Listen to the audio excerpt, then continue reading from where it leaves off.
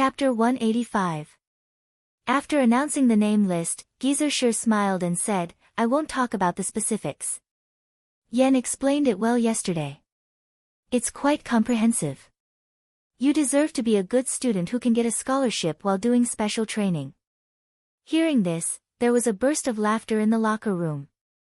Yenjika was so embarrassed that her face turned red. She wanted to find a hole to hide in. During the practice yesterday afternoon, she took a notebook and described all kinds of induction, deduction, and reasoning situations and gave responses.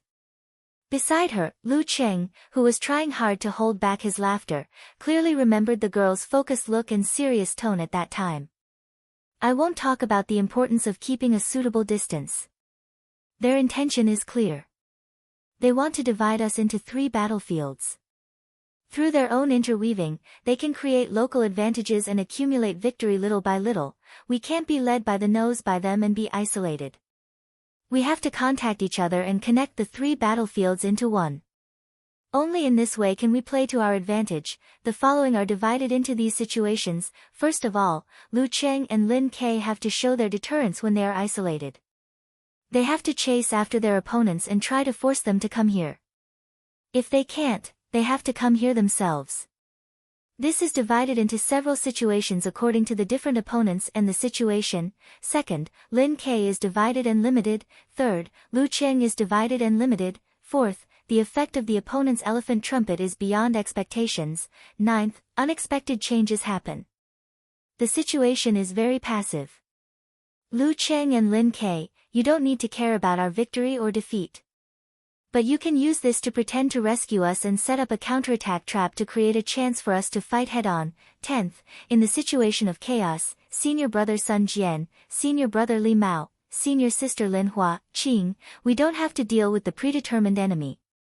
We can take advantage of the chaos to help Lu Cheng or Lin Ke and make the players who are fighting them lose their mobility. In short, the most important point is that as long as we can defeat one of their professional 9th pin, no matter who it is, we can still win the Azure Dragon squad even if all the substitutes leave the field. This principle must be grasped flexibly. Lu Cheng had heard that serious men were the most handsome. Yesterday afternoon, he learned that serious girls were not only beautiful, but also super cute. Yenjika seemed to radiate brilliance at that time. Therefore, he was a little jealous and stopped Li Mao and the others from calling him Coach Yen when they were joking. He requested that they only call him Coach Yen. This was a term of endearment that only belonged to him. Yenjika blushed when she saw the faint smile on her silent and cold cousin's face. She wished she could stomp her feet and snort at him. However, it was not the right time to flirt with her boyfriend in public.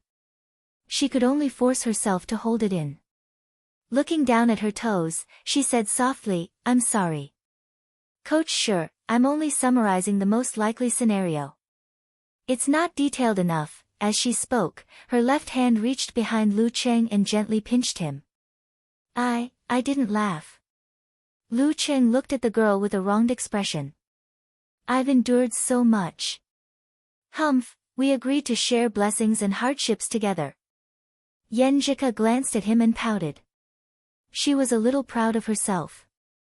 She felt that her shyness and embarrassment had been relieved a lot.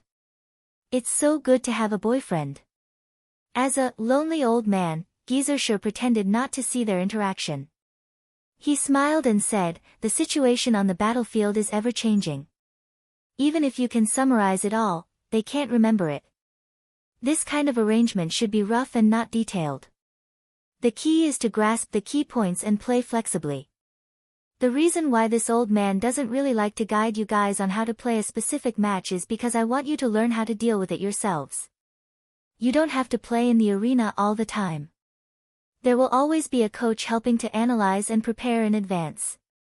You'll remember what you've been through and you'll make fewer mistakes in the future.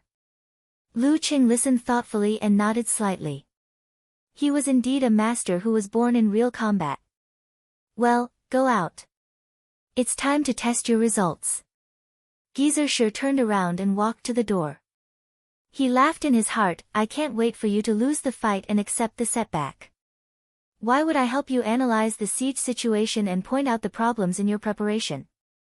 Naive. Childish. I'll summarize it after the fight. For a moment, Geyser felt that he was the biggest spy in the martial arts club. As soon as the martial arts club members stepped out of the locker room, the organized audience immediately cheered, Songqing University, go for it. Following that, the live announcer introduced the list of fighters. Songqing University Martial Arts Club's fighter today is Lin K. At this point, he deliberately paused for a moment. As a result, the nearly 10,000 students in the stands all stood up with a hubbub and shouted in unison, go for it, Lin K. Their voices overlapped and shook the sky. Even Lin K, who was reserved and silent, couldn't help but tremble slightly. When the shouts died down, the announcer continued to read, Lu Cheng. His voice suddenly rose and was full of passion. This ignited the enthusiasm of the audience again. The students hit the seats with inflatable cheering sticks to match the tsunami of shouts, go for it, Lu Cheng. The loud and high-spirited sound waves entered Lu Cheng's ears. His body trembled and secreted more adrenaline. He felt the support of his classmates and suddenly felt a heavy pressure in his heart. They were so optimistic and excited that they didn't take the Azure Dragon squad seriously at all. They seemed to think that with the complete martial arts club of him and Lin K, they could easily defeat the opponent. Senior brother Sun Jian and the others were also thinking about how to use the broadcasting bonus after it was distributed.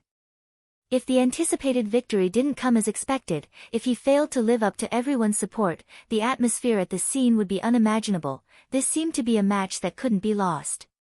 One side of the burden was on his shoulders, while the other side was on Lin K's shoulders. In a short time, too many thoughts of wanting to win and fearing to lose appeared in Lu Cheng's mind. He couldn't help but turn to look at Lin K and Yan Zhike. Lin K's eyes were dark. Except for the strong fighting spirit on the surface, they were like an ice lake with no ripples. Yan Zhike's big eyes showed some excitement, and some worry. She also felt that everyone was too optimistic and the atmosphere was impetuous. They looked at each other and nodded to each other, understanding that they had the same worries. However, Lu Cheng also calmed down because of this. Anyway, not everyone was excited, and there were still some sober companions. So what if I want to win and fear to lose?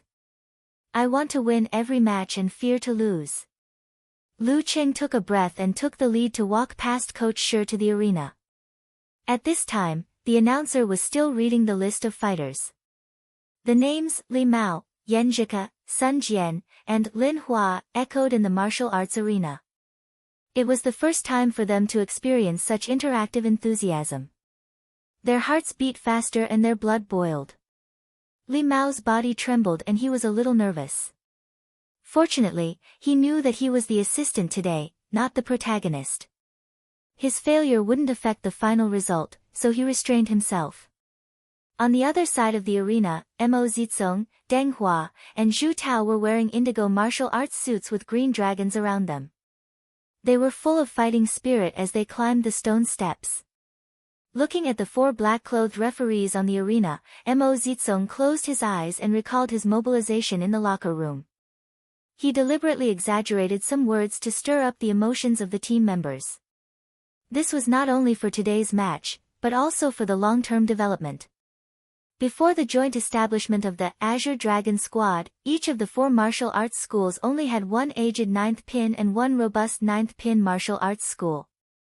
Not to mention the chain martial arts schools of high-ranked Dan stage families, even Hongluo Martial Arts School could firmly suppress them by more than one level. After forming the Azure Dragon Squad, the reputation of Mo Zizong and the others spread in the martial arts circle of Songqing. They overshadowed the Hongluo Martial Arts School and were recognized as the second most popular team to advance in the group. They had a good reputation and a lot of benefits.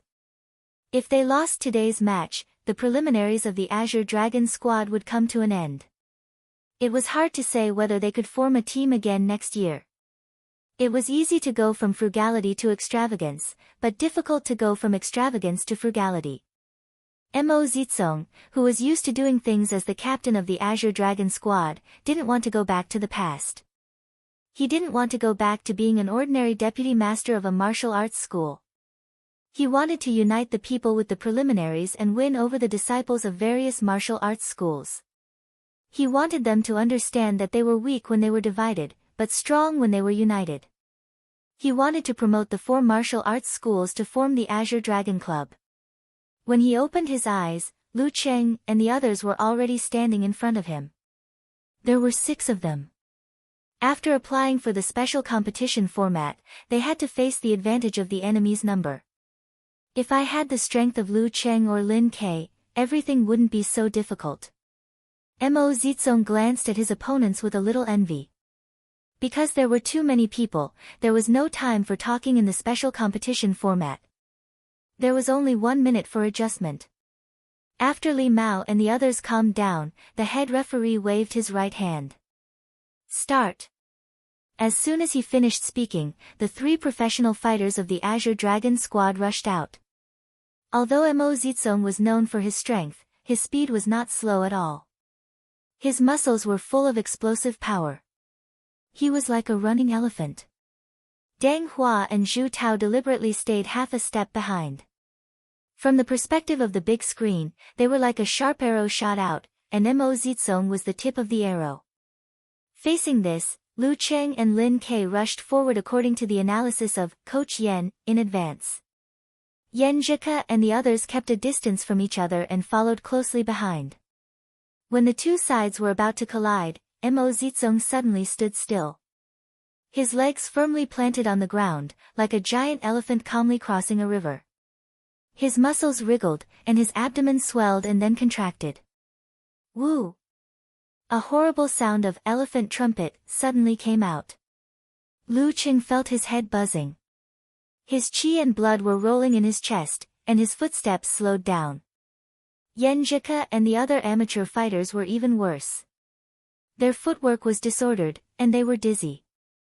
Fortunately, they were prepared for Mo Zizong's elephant trumpet. The tips of their tongues were always against their teeth. At this time, they gently bit and felt a stinging pain. They immediately woke up and endured the slight discomfort of their bodies to keep a good distance. At this time, Mo Zizong's abdomen swelled again. His face turned red and then white, and his throat suddenly squirmed. Woo! Another deafening elephant trumpet rang in the ears of Lu Cheng, Li Mao, and the others. They had just bitten the tip of their tongues, but Lin Ke, whose kung fu was already ingrained in his bones, was able to resist most of the impact with just a twitch of his ears. Mo Zizong had made elephant trumpet twice in a row. This was an ability he had never shown before. After the elephant trumpet, Mo Zizong stopped in place. His body trembled and his face turned pale. He was unable to attack for a while. The reason why he didn't use it before was that even if he used it, he couldn't seize the opportunity to attack the enemy. But this time, he had 2 teammates by his side. Deng Hua and Zhu Tao, who had practiced many times, first counteracted the elephant trumpet by exhaling. Then they immediately bit the tips of their tongues to stay awake. They stepped forward and passed Mo Zizong. One of them blocked Lin Ke, and the other rushed to Sun Jian. Chapter 186. Zhu Tao was bald and bearded, which made him look ferocious.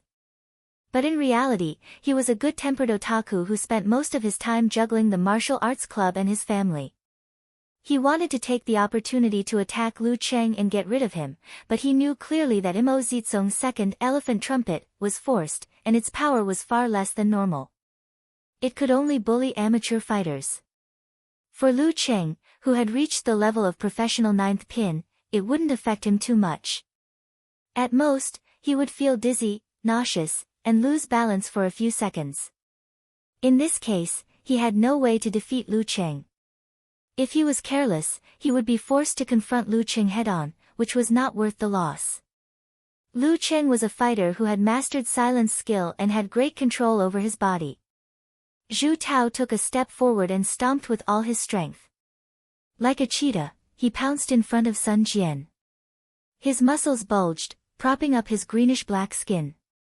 Twisting his waist and back, he threw out an ordinary yet ferocious uppercut punch. He had watched the highlights of Songqing University Martial Arts Club's previous matches and found the videos of several substitutes participating in the ranking event. He knew that Sun Jian was the strongest among the 4 amateur fighters, although he had the worst luck and failed to pass the ranking event. Sun Jian was hit by the elephant trumpet and his tongue had returned to its original position. He didn't have time to bite it again. At this time, he felt like he was stepping on cotton. He was floating up and down and could barely keep himself from falling. Naturally, he was only feeling dizzy and uncomfortable, not unconscious. Facing Zhu Tao's attack, he reacted in time. Under the situation where he couldn't lower his waist and couldn't exert strength with his legs, he bounced his back, shook his shoulders, and threw out his right fist. Bang! Sun Jian's hasty and weak defense was blown away by Zhu Tao's punch, and Zhu Tao rushed to his front. He wanted to dodge, but he lost his sense of balance and almost fell. Yan Zhike, Li Mao, and Lin Hua tried to help him, but their feet were weak and they staggered, so they couldn't help in time. They could only watch the bald man slightly tilting his body, followed up with his left arm, and hit Sun Jian's lower abdomen with a hook. Puff! Zhu Tao withdrew his strength in time to avoid being disturbed by the referee. Even so, Sun Jian was still in pain and fell to the ground with his hands covering his abdomen. The referee next to him pulled him away and sent him out of the ring, so that he wouldn't be accidentally hurt by the following punches and kicks. When he left the battlefield and ran to the edge of the ring, another referee immediately followed him to fill in the gap. This was the reason why at least 4 referees were needed. When Zhu Tao seized the opportunity and successfully attacked, Deng Hua, who had a Mohican hairstyle, also encountered Lin Quebec. Although he didn't know that Lin Kei's unique skill was called Meteor Force, he knew that it wasn't something to be trifled with just by seeing that it could make Wei Xingtian, a professional 8th pin dance stage expert, tremble all over and stiffen up. Therefore, after a feint in front of him, he slid his feet and flashed to Lin Kei's side.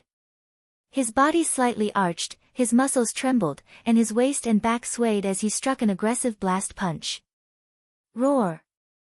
When this punch came out, there seemed to be a tiger's roar in the air. In fact, Deng Hua's muscles shook the airflow and the movement of his own breathing were superimposed. It showed its power, so it was called Tiger's Roaring Steel Fist. Lin Kei seemed to be anxious to stop Zhu Tao, so he didn't resist. His spine bounced and his body moved sideways, dodging and pouncing forward. Opportunity. Deng Hua's heart moved. His 10 toes hooked on the ground, and with a strange force, he caught up with Lin Kei in one step.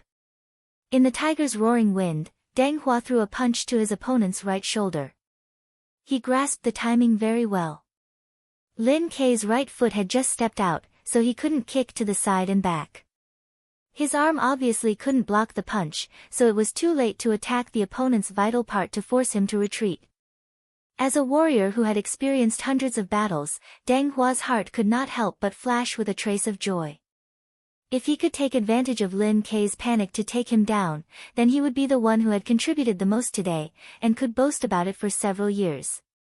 Puff! His punch had just hit Lin Kei, but he felt his opponent's body tremble, and his qi and blood seemed to be withdrawn. His shoulder suddenly sank, as if it was bouncing and shaking, and most of the power was removed. Lin Kei leaned forward to the right, but his body was like a seesaw. His qi and blood expanded, his waist and back twisted, and his spine undulated. Then his left leg swept backward. Bam! This kick stirred up a strong gust of wind, making it impossible for Deng Hua, who was already used to this move, to dodge. Deng Hua didn't dare to underestimate it. He lowered his waist, got into a good stance, and his left hand like a hammer. Bam! He only felt that his opponent's strength was so great that it was completely beyond his expectations. His left arm was kicked directly to his ribs, and it hurt so much that he could barely keep his center of gravity. Yin-yang twist, two people's strength. While his body was shaking, Lin Kei turned around with the momentum of the sweep. His temples suddenly bulged, as if there was a volcano brewing in his body. Along with the meteor in his mind, Lin Ke hurriedly swung his arm and quickly threw a punch between Dang Hua's chest and abdomen. He didn't hold back at all. From the very beginning, he used all his strength in a fake rescue and a real counterattack. Dang Hua endured the pain in his ribs, took a deep breath, and lowered his right arm in time to block his opponent's fist. Bam! He felt like he was hit by an iron hammer, and the strong shock quickly spread throughout his body. It seemed that even his teeth began to tremble, as if they were going to fall out of his gums. Dang Hua felt that every muscle, fascia, and bone in his body was unstable, and he couldn't exert force for a short time. But he spat out the breath he had just inhaled and visualized the corresponding picture, creating a reverse whirlpool in his body like a wind tunnel to eliminate most of the shock. While his qi and blood were surging, Dang Hua endured the pain and suddenly shrank his head, curling his body, and narrowly avoided Lin Ke's sweeping left arm whip. He didn't dare to fight head-on with his opponent, so he took the opportunity to dodge to the side like a civet cat. It wasn't until he had successfully escaped that he suddenly rejoiced that he had narrowly escaped death. Lin Ke no longer pretended. He stamped his feet, and his spine undulated like a dragon, and suddenly rushed to the side. His left arm was already raised, and his elbow was the angle of attack. Dang Hua kept dodging and wandering. Although the range of his movement was getting smaller and smaller under the opponent's active attack, he didn't show any sign of defeat in a short time. At this moment, Zhu Tao had rushed to the front of Yan Zhike. His black and blue skin bulged, and he suddenly punched with both feet, ignoring Li Mao and Lin Hua behind him. After getting rid of Sun Jian, of course, he would deal with this beauty who could forcibly pull back her center of gravity and achieve the primary level of meditation. And it was said that she was Lu Cheng's girlfriend, which could effectively affect the strong enemy's state of mind. When there were only 2 amateur fighters left in Songqing University Martial Arts Club, he wouldn't be afraid at all. Even if there were 2 of amateur first pin, it would be a piece of cake. The first 2, Elephant Trumpet, and the first attack would decide the result. Bang! The blue bricks under Zhu Tao's feet cracked. His fist exploded the air and hit like a real iron hammer. Yan Zhike had begun to recover.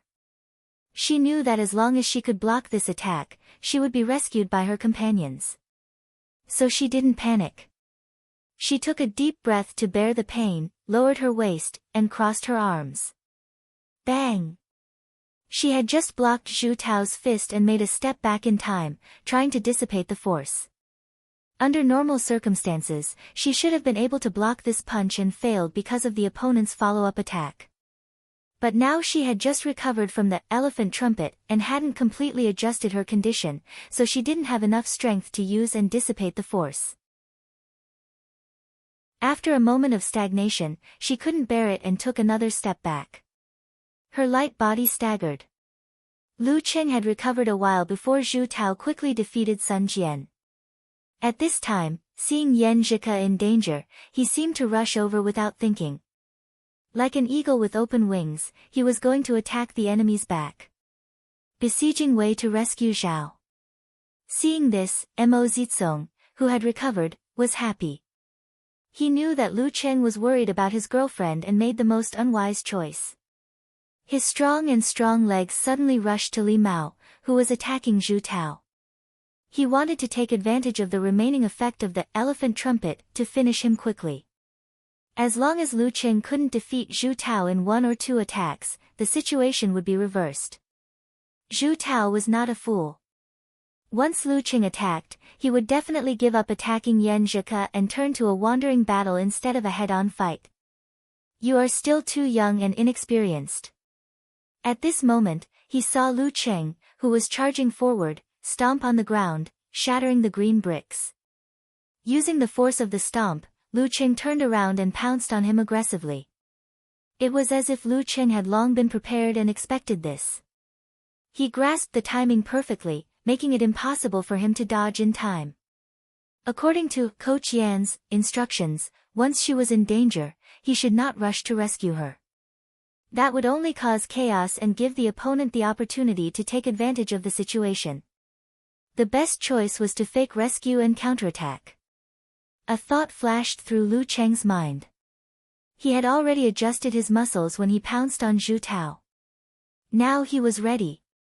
Facing Lu Cheng, whose eyes were cold and hard to dodge, Mo Zizong took a deep breath and gathered his strength, ready to fight. He could see that although Lu Cheng could continuously throw out tremor punch, the effect of each tremor punch was weaker than Lin Kei's. I don't believe that I can't withstand a tremor punch. I don't believe that I can't find a chance to dodge. He concentrated on visualizing. His body muscles trembled, and a deep elephant trumpet came out of his abdomen, which didn't affect the opponent. He held his hands together as if he was holding a giant elephant. He exerted strength under his feet, straightened his back, and fiercely threw out to Lu Cheng. Crack! The blue bricks around his feet cracked like a spider web. Throwing elephant skill, strength of one elephant. Lu Cheng's eyes were like a frozen lake. In his mind, he had visualized the scene of a surging river. He rushed to the front of Mo Zizong, paused and stepped on the ground. He twisted his waist and sprung his spine to shoot out a mountain breaker cannon. At the same time, the cold current in his body surged and rushed to his right fist. The great river in his heart froze rapidly inch by inch. Even the splashing waves in the air stopped, sparkling and translucent. He threw out a punch.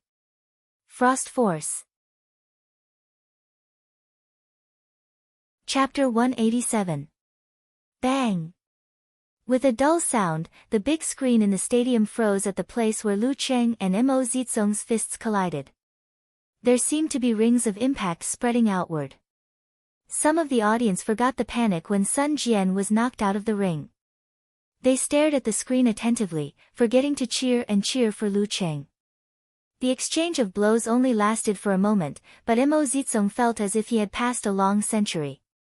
Guarding against the impact of the shock, he only felt that the rolling cold current was instilled into his body by the opponent's power. In an instant, his arms were frozen stiff and spread to all parts of his body, making him feel as if he had stayed up all night naked in a world of ice and snow. He couldn't help but tremble, and his lips turned blue. There was only one thought in his mind. So cold. So cold. Lu Cheng was not relaxed either. The Frost Force was not a unique skill to enhance strength, and Mo Zizong was born with great strength, which could be called outstanding even among all the professional ninth pin fighters. At most, he was inferior to Yi Yaoding. In addition, he practiced the throwing elephant skill, which was famous for enhancing strength. When he attacked with full strength, he was almost as powerful as Jiang Guosheng of Hongluo Martial Arts School. The power of Jiang Guosheng's outburst was said to be somewhat like the power of Dan's stage. Therefore, Lu Cheng immediately felt a terrible force that could lift an elephant and throw it out. He didn't dare to resist for fear of hurting his right arm. After judging that it was not enough to reduce the force by retreating, he straightened his back and took the initiative to swing his center of gravity backward. He stepped back 3 steps in a row. At the beginning, he cracked the black bricks, but now the ground was intact. Until then, Mo Zizong heard his heart beating strongly. Thump, thump, thump, thump, thump, thump. It kept spurting out hot blood to relieve the coldness in his body. What kind of martial arts is this? I can't resist at all. I can't guard against it at all. He looked at Lu Cheng in astonishment and wanted to chase, but his body was trembling and his legs were stiff. It was difficult for him to even take a step forward. He could only hope that the temperature of his blood could help him recover as soon as possible. What kind of martial arts is this? Noticing that Lu Cheng rushed to Mo Zizong, Zhu Tao no longer hesitated. He stepped forward and caught up with Yan Zhika, who was stumbling backward. He wanted to defeat her before she regained her balance. With a bang, he shook his right arm and threw a straight punch at his opponent's neck. Seeing that she couldn't resist, Yan Zhika decided to give up her center of gravity. She leaned back and kicked high, followed by the lazy donkey roll. At this time, Li Mao and Lin Hua arrived in time. One of them tightened his thigh muscles and pulled out a whip kick, kicking between Zhu Tao's legs from behind. The other one lowered his waist and did a downward chop, attacking the opponent's temple from the side. They were all vital points, yet he didn't hesitate. In this situation, Zhu Tao seemed to have anticipated it. He straightened his back and his dark skin swelled. He moved a small step to the left, so that Li Mao's kick hit his thigh and Lin Hua's punch hit his right shoulder. Puff! Puff! Both of their attacks failed to penetrate the enemy's iron cloth shirt. Zhu Tao, on the other hand, borrowed some of the force and pounced forward. When he brushed past Yan Zhika, he stretched out his hands, grabbed her right arm, and threw her out of the ring. Yan Zhika felt like she was flying in the air. She forced herself to calm down and adjusted her body in the air. She controlled part of her center of gravity.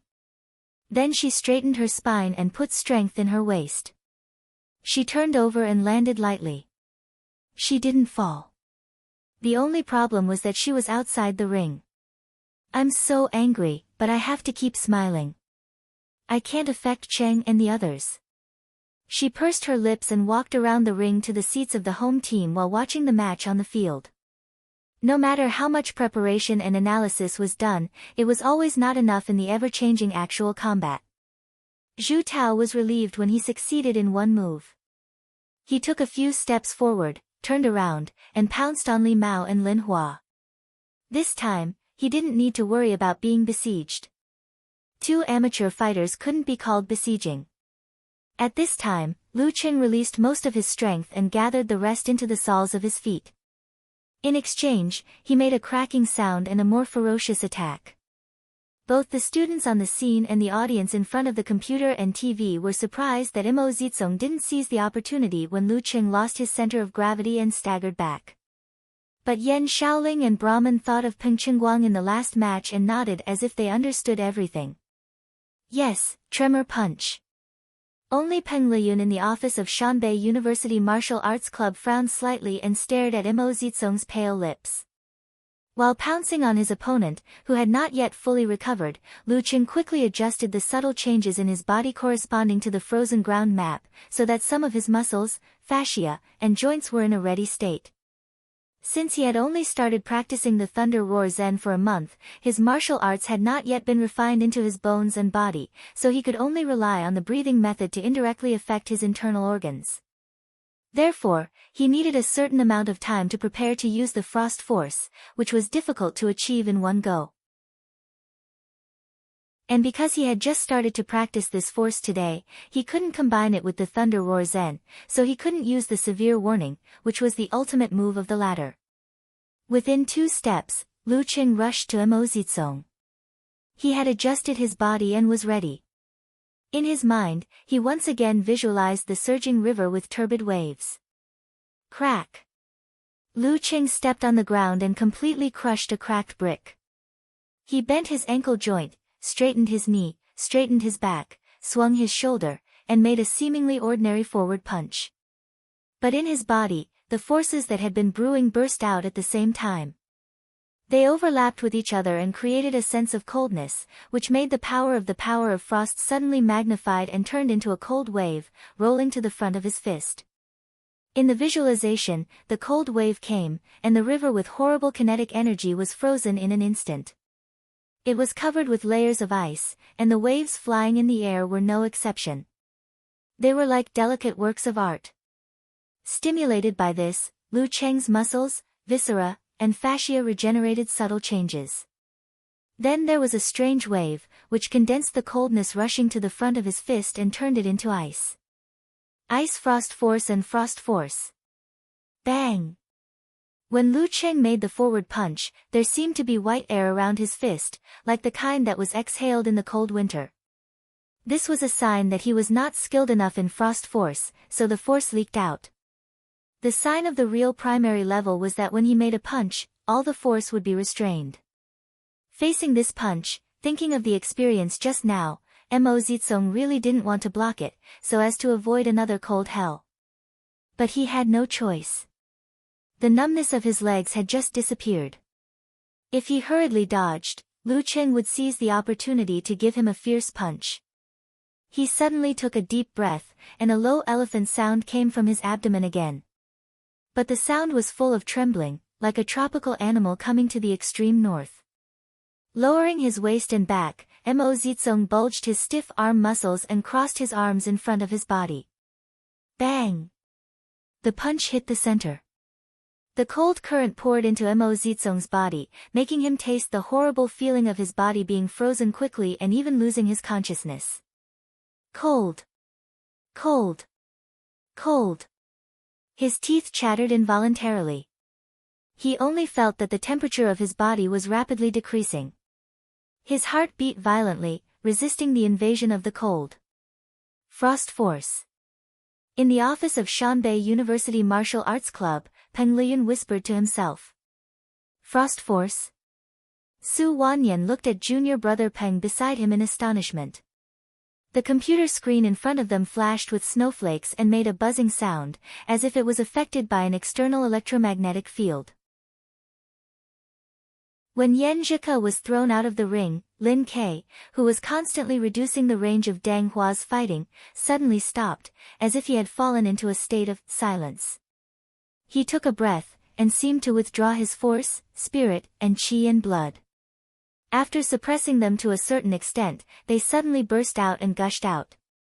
In the midst of the gushing, Lin Ke suddenly pounced forward, like a leopard that finally caught the opportunity to hunt.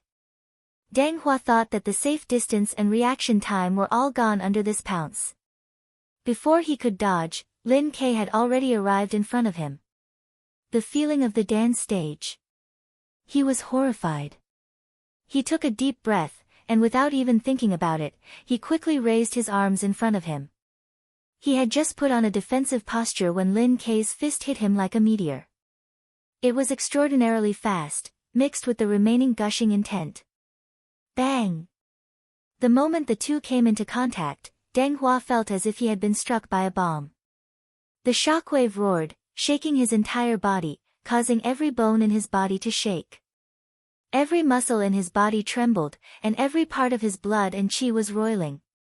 What's more, it also triggered the residual effect of the last fight, which affected his internal organs, making him feel extremely uncomfortable and nauseous. Therefore, he tried to use the method to offset part of the shock, but his efforts were delayed by half a beat. He could only watch Lin Ke punch him again. Facing Zhu Tao's counterattack, Li Mao suppressed the nervousness in his heart and didn't fight head-on. He slid to the side and cooperated with Lin Hua to hit his throat and temple. Relying on his iron shirt, Zhu Tao suddenly shrank his head, lowered his body, and bumped into Li Mao's fist sideways. Clang! Due to the change of height and position, Lin Hua's fist hit him squarely on the forehead, making a sound like a hand patting an ancient bell. Lin Hua's fist fell on his neck, but was bounced off by his thick neck, which had swelled up after he breathed in. Bang! Zhu Tao bumped into Li Mao and made him stagger, forcing him to take a step back and barely stabilize himself. Then, the bald man, relying on his iron shirt and accurate prediction, resisted Lin Hua's kick and strode forward. He swung his hands and hit Lin Hua fiercely. Li Mao couldn't dodge. After blocking 2 kicks, he was in a precarious situation. At this moment, Lin Hua caught up with him. He tightened his foot and whipped his leg, kicking Zhu Tao's vital part. At the critical moment, Zhu Tao didn't block the attack head-on. He slid his feet, spun his body, and nimbly dodged to Li Mao's back. Taking a hit from the horse's hind leg, he forcibly closed the distance and punched his opponent's spine. He didn't use any strength, but the referee had pulled Li Mao away and asked him to leave the arena. In just a short time, Lin Hua was the only one left among the 4 amateur warriors. When she saw Zhu Tao coming at her, she instinctively chose to move and dodge. Zhu Tao was satisfied, knowing that he had won. As long as Mo Zitsong and Dang Hua didn't lose in a few moves, things would be easy. He glanced at the other 2 battlefields and saw Mo Zitsong's strong and sturdy figure standing there, which made people feel at ease. At this time, he was crossing his hands in front of him, blocking Lu Cheng's fist. Good. I'll attack you from both sides. Zhu Tao thought, but his eyes suddenly froze. Because Lu Cheng had turned around and stopped looking at Mo Zitsong. Is he stupid? Zhu Tao stopped in his tracks. He wanted to see Mo Zizong give Lu Qing a fierce blow behind his back, but he only saw that the captain, who was usually called Elephant, was obviously trembling, and his face was strangely pale. What's wrong? Zhu Tao forgot that he had to catch up with Lin Hua and stopped in shock. Lu Qing bent his body and fixed his eyes on Zhu Tao. Behind him, Mo Zizong fell to the ground, making a loud noise and splashing some stones. Lu Zhishan killed Jin Guanxi with 3 punches. This is the challenge tournament, and I only used 2 punches. How can I defeat Elephant like this? While Zhu Tao was in shock, he heard another sound of someone falling to the ground. He turned his head and saw Deng Hua lying on the arena, retching. Lin Ke turned his body and locked his eyes on Zhu Tao like Lu Cheng. His eyes were cold and reserved. One was Lu Cheng, and the other was Lin Quebec. Zhu Tao couldn't help but feel desperate. What the hell is going on? Lin Hua also noticed the change of the situation. She stood not far away and looked at Zhu Tao with embarrassment. When Lin Ke and Lu Cheng attack me from both sides, it will be dangerous. I can't get close to them. If I join them, I will be a burden. In this case, I have nothing to do in the arena. What should I do? She seriously considered this difficult question. Chapter 188. Lin Hua didn't hesitate for long because when Lu Cheng and Lin Ke pounced on Zhu Tao from both sides like a wolf and a tiger, this fierce-looking bald tough guy swelled his dark skin, bounced his spine, and suddenly ran to the side like a rabbit being shot by an arrow.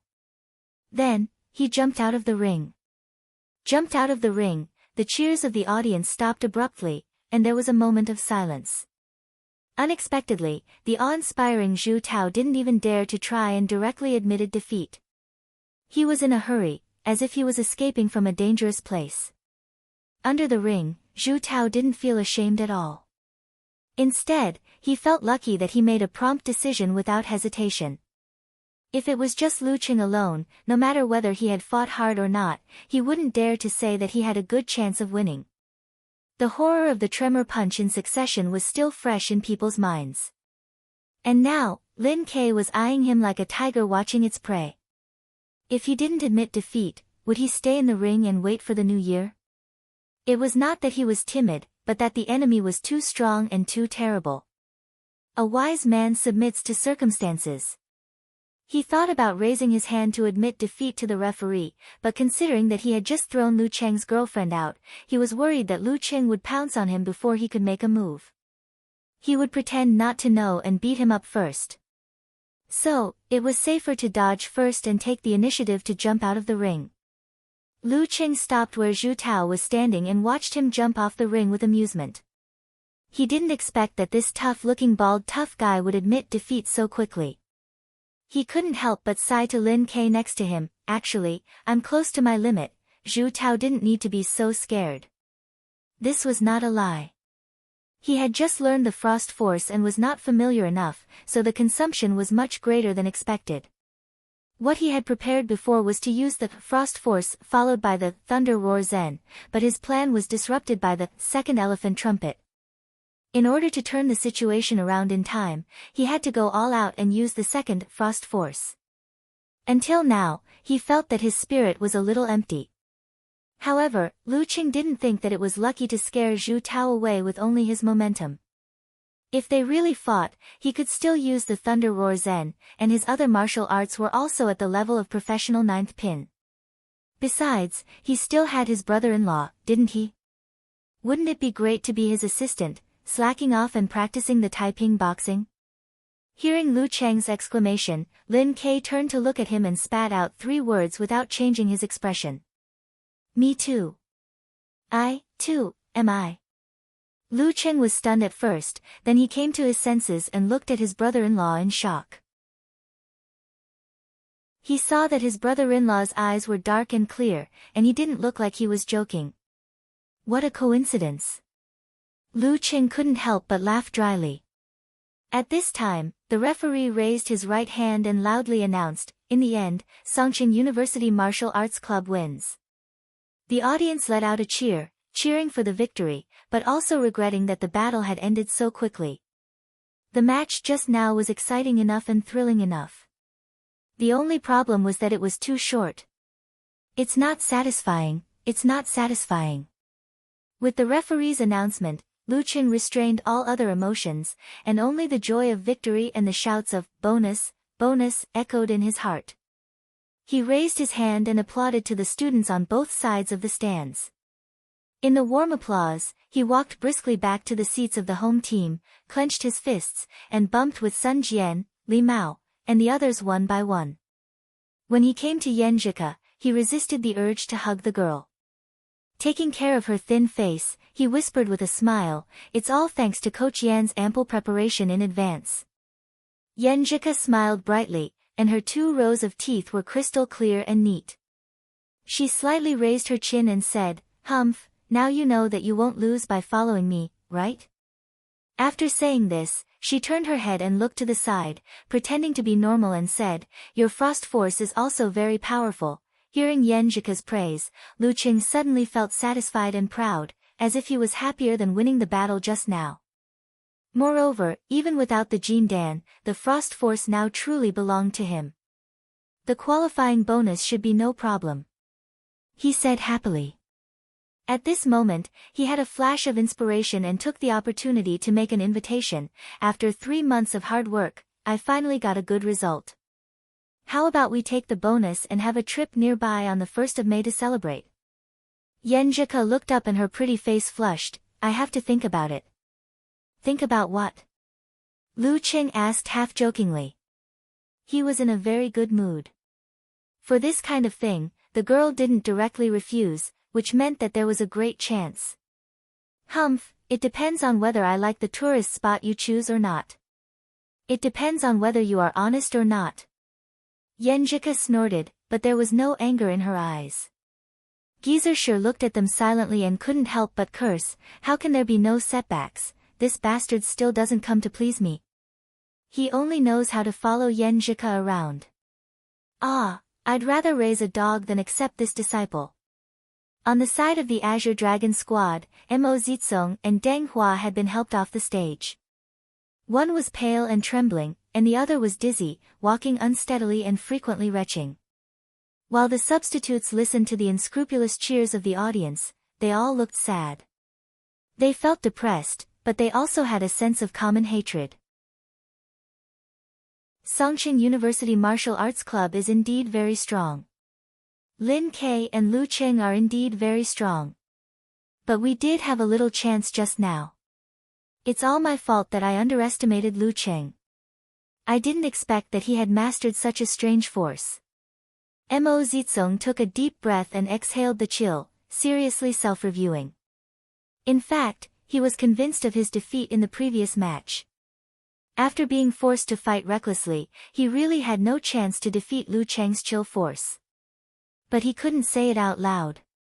He still had to keep hope, so that it would be easier to integrate the 4 martial arts clubs. Deng Hua followed. "I also made a mistake.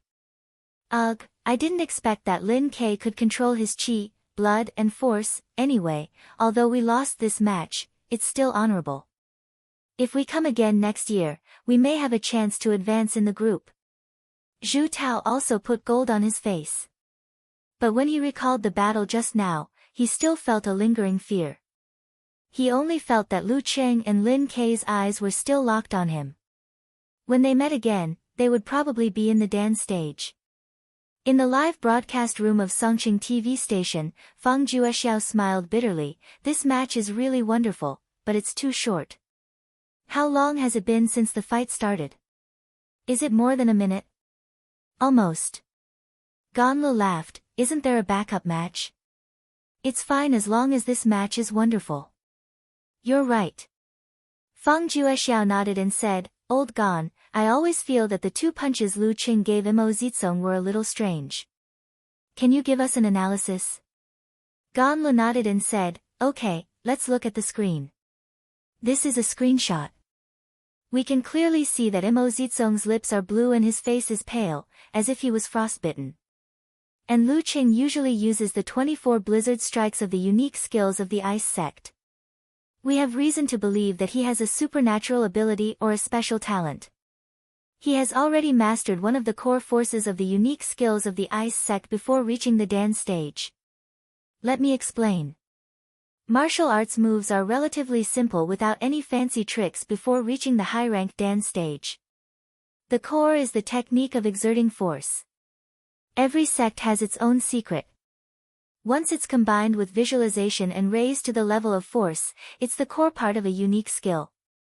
You can say that no matter which branch of the ice sect Lu Qing belongs to, he can be called a core disciple. I see. Fang Juexiao echoed, what about Lin Ke? I feel that the ability he showed today is much better than before. Ganle gave an affirmative answer, yes, he has grasped the feeling of withdraw. I said before that he could reach the Dan stage within this year. Now I have to correct it. Maybe in the first half of this year. While listening to the explanation in the video, Yan Shaoling posted excitedly, hey, who can explain to me in detail what the core force of the ice sect is? Xiat, D, Unparalleled Dragon King, and Road to the Arena, in the main post. Unparalleled Dragon King, replied quickly, aren't you just in charge of being a love-struck fool? Why are you asking this? Eternal Nightfall, Yan Shaoling replied immediately, don't look down on me. I'm not only a love-struck fool, I'm also a love-struck fool. No, I'm also a self-deprecator. She was often ridiculed in the past, but she never got angry. Instead, she was very cooperative and dared to self-deprecate. In the fan forum of Lu Qing, she had the title of Love-Struck Fool. I have nothing to say to that, as expected of the Northern Land Love-Struck Fool, Brahmin, Unparalleled Dragon King, and other familiar IDs expressed their admiration one by one. In the end, Unparalleled Dragon King explained again in detail, the so-called something-something force is the essence of a unique skill. Without it, even if one learns physical invulnerability moves, it's just a facade.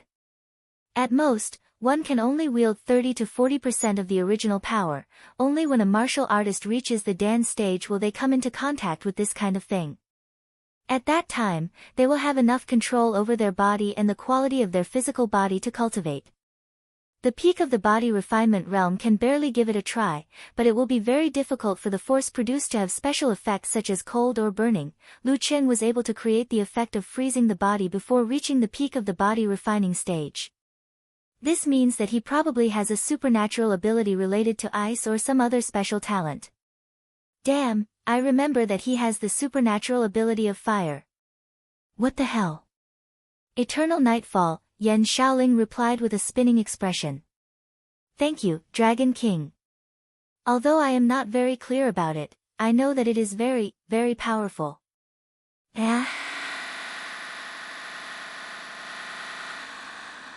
Little Nightfall, I'm even sadder.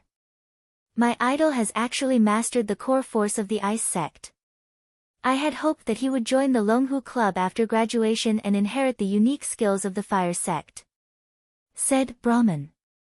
No matter what, he has mastered this technique. His future is limitless.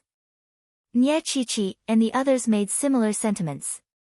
Okamoto's fan suddenly popped up and said, am I the only one who noticed that Songqing University Martial Arts Club has a substitute girl who can score 9 points? You're not the only one. I was just about to send it when the competition ended. My Buddhist name is Luan Lai, replied. I've been thinking about taking the college entrance exam this year, going to Songqing University and joining the martial arts club. When Yan Shaoling saw this reply, she chuckled and muttered to herself, I don't need to think. She tagged Unparalleled Dragon King again and asked happily, how far do you think they can go in the preliminaries? They have no problem getting through the group stage. But their opponents are getting stronger and stronger. I'm afraid there is no hope for them to go further. Sigh, there is still more than a month until the knockout match in May. Who knows how strong Lu Qing and Lin Ke will be by then? I can't be so sure. Unparalleled Dragon King didn't dare to make a judgment. Xu Rui, a reporter from Songqing TV station, first interviewed the Azure Dragon squad who were in a hurry to leave. Then she came to the locker room of the home team and waited at the door to interview them one by one. The first one to open the door was Lin Quebec. Looking at him who was clean and quiet, Shu Rui's heart skipped a beat. She remembered the cold humor last time. She asked cautiously, Lin K, is it convenient for you to accept the interview? Lin K nodded, indicating that it was okay. Shu Rui chose her words carefully and said, Lin K, when you pounced on Deng Hua just now, it was more explosive than usual. Is it because you have grasped the feeling of withdraw? Lin K answered seriously, it's a secret. Secret? Secret my ass. Who can't see it? Shu Rui had the urge to go crazy. Chapter 189. Keep smiling, keep smiling. Shu Rui put on a perfect professional smile and said, then Lin K, what do you think of your performance in this match? Are you satisfied, or do you think it's not perfect enough? After asking, she blinked and looked at Lin K innocently, praying that he would stop making lame jokes. Lin K was silent for more than 10 seconds before he slowly said, just passed. Just passed. Why would you make such an evaluation? To be able to defeat a martial artist of the same level in such a short time, no matter how you evaluate it, it's enough to be called pretty good. Shu Rui keenly grasped this point and continued asking. Lin K said solemnly, when I used the first tremor punch, I wasn't fast enough and he dodged it. Although he had used the yin-yang twist to remove some of the force and borrowed some of it, his martial arts were not the means of the immortals. His own level was also not enough to remove some of the force and he could only rely on his body to resist. Because of this, he was affected to a certain extent. After using the meteor force with the leg sweep, he had to catch his breath and was half a beat slower, allowing Deng Hua to dodge it.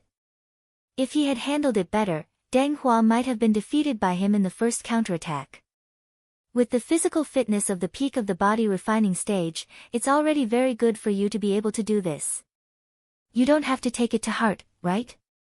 Shu Rui said as her eyebrows relaxed. She vaguely felt that she had grasped Lin K's conversational skills. Just mention the specific details of the battle. If there's a deficiency, you have to find the reason. If the physical fitness is not good enough, you have to work hard to improve your body, Lin K said slowly. Shu Rui rolled her eyes and smiled sweetly. So, Student Lin means that you want to enter the dance stage as soon as possible and break the limits of your body? Yes. Lin K was neither humble nor arrogant. He simply nodded his head calmly.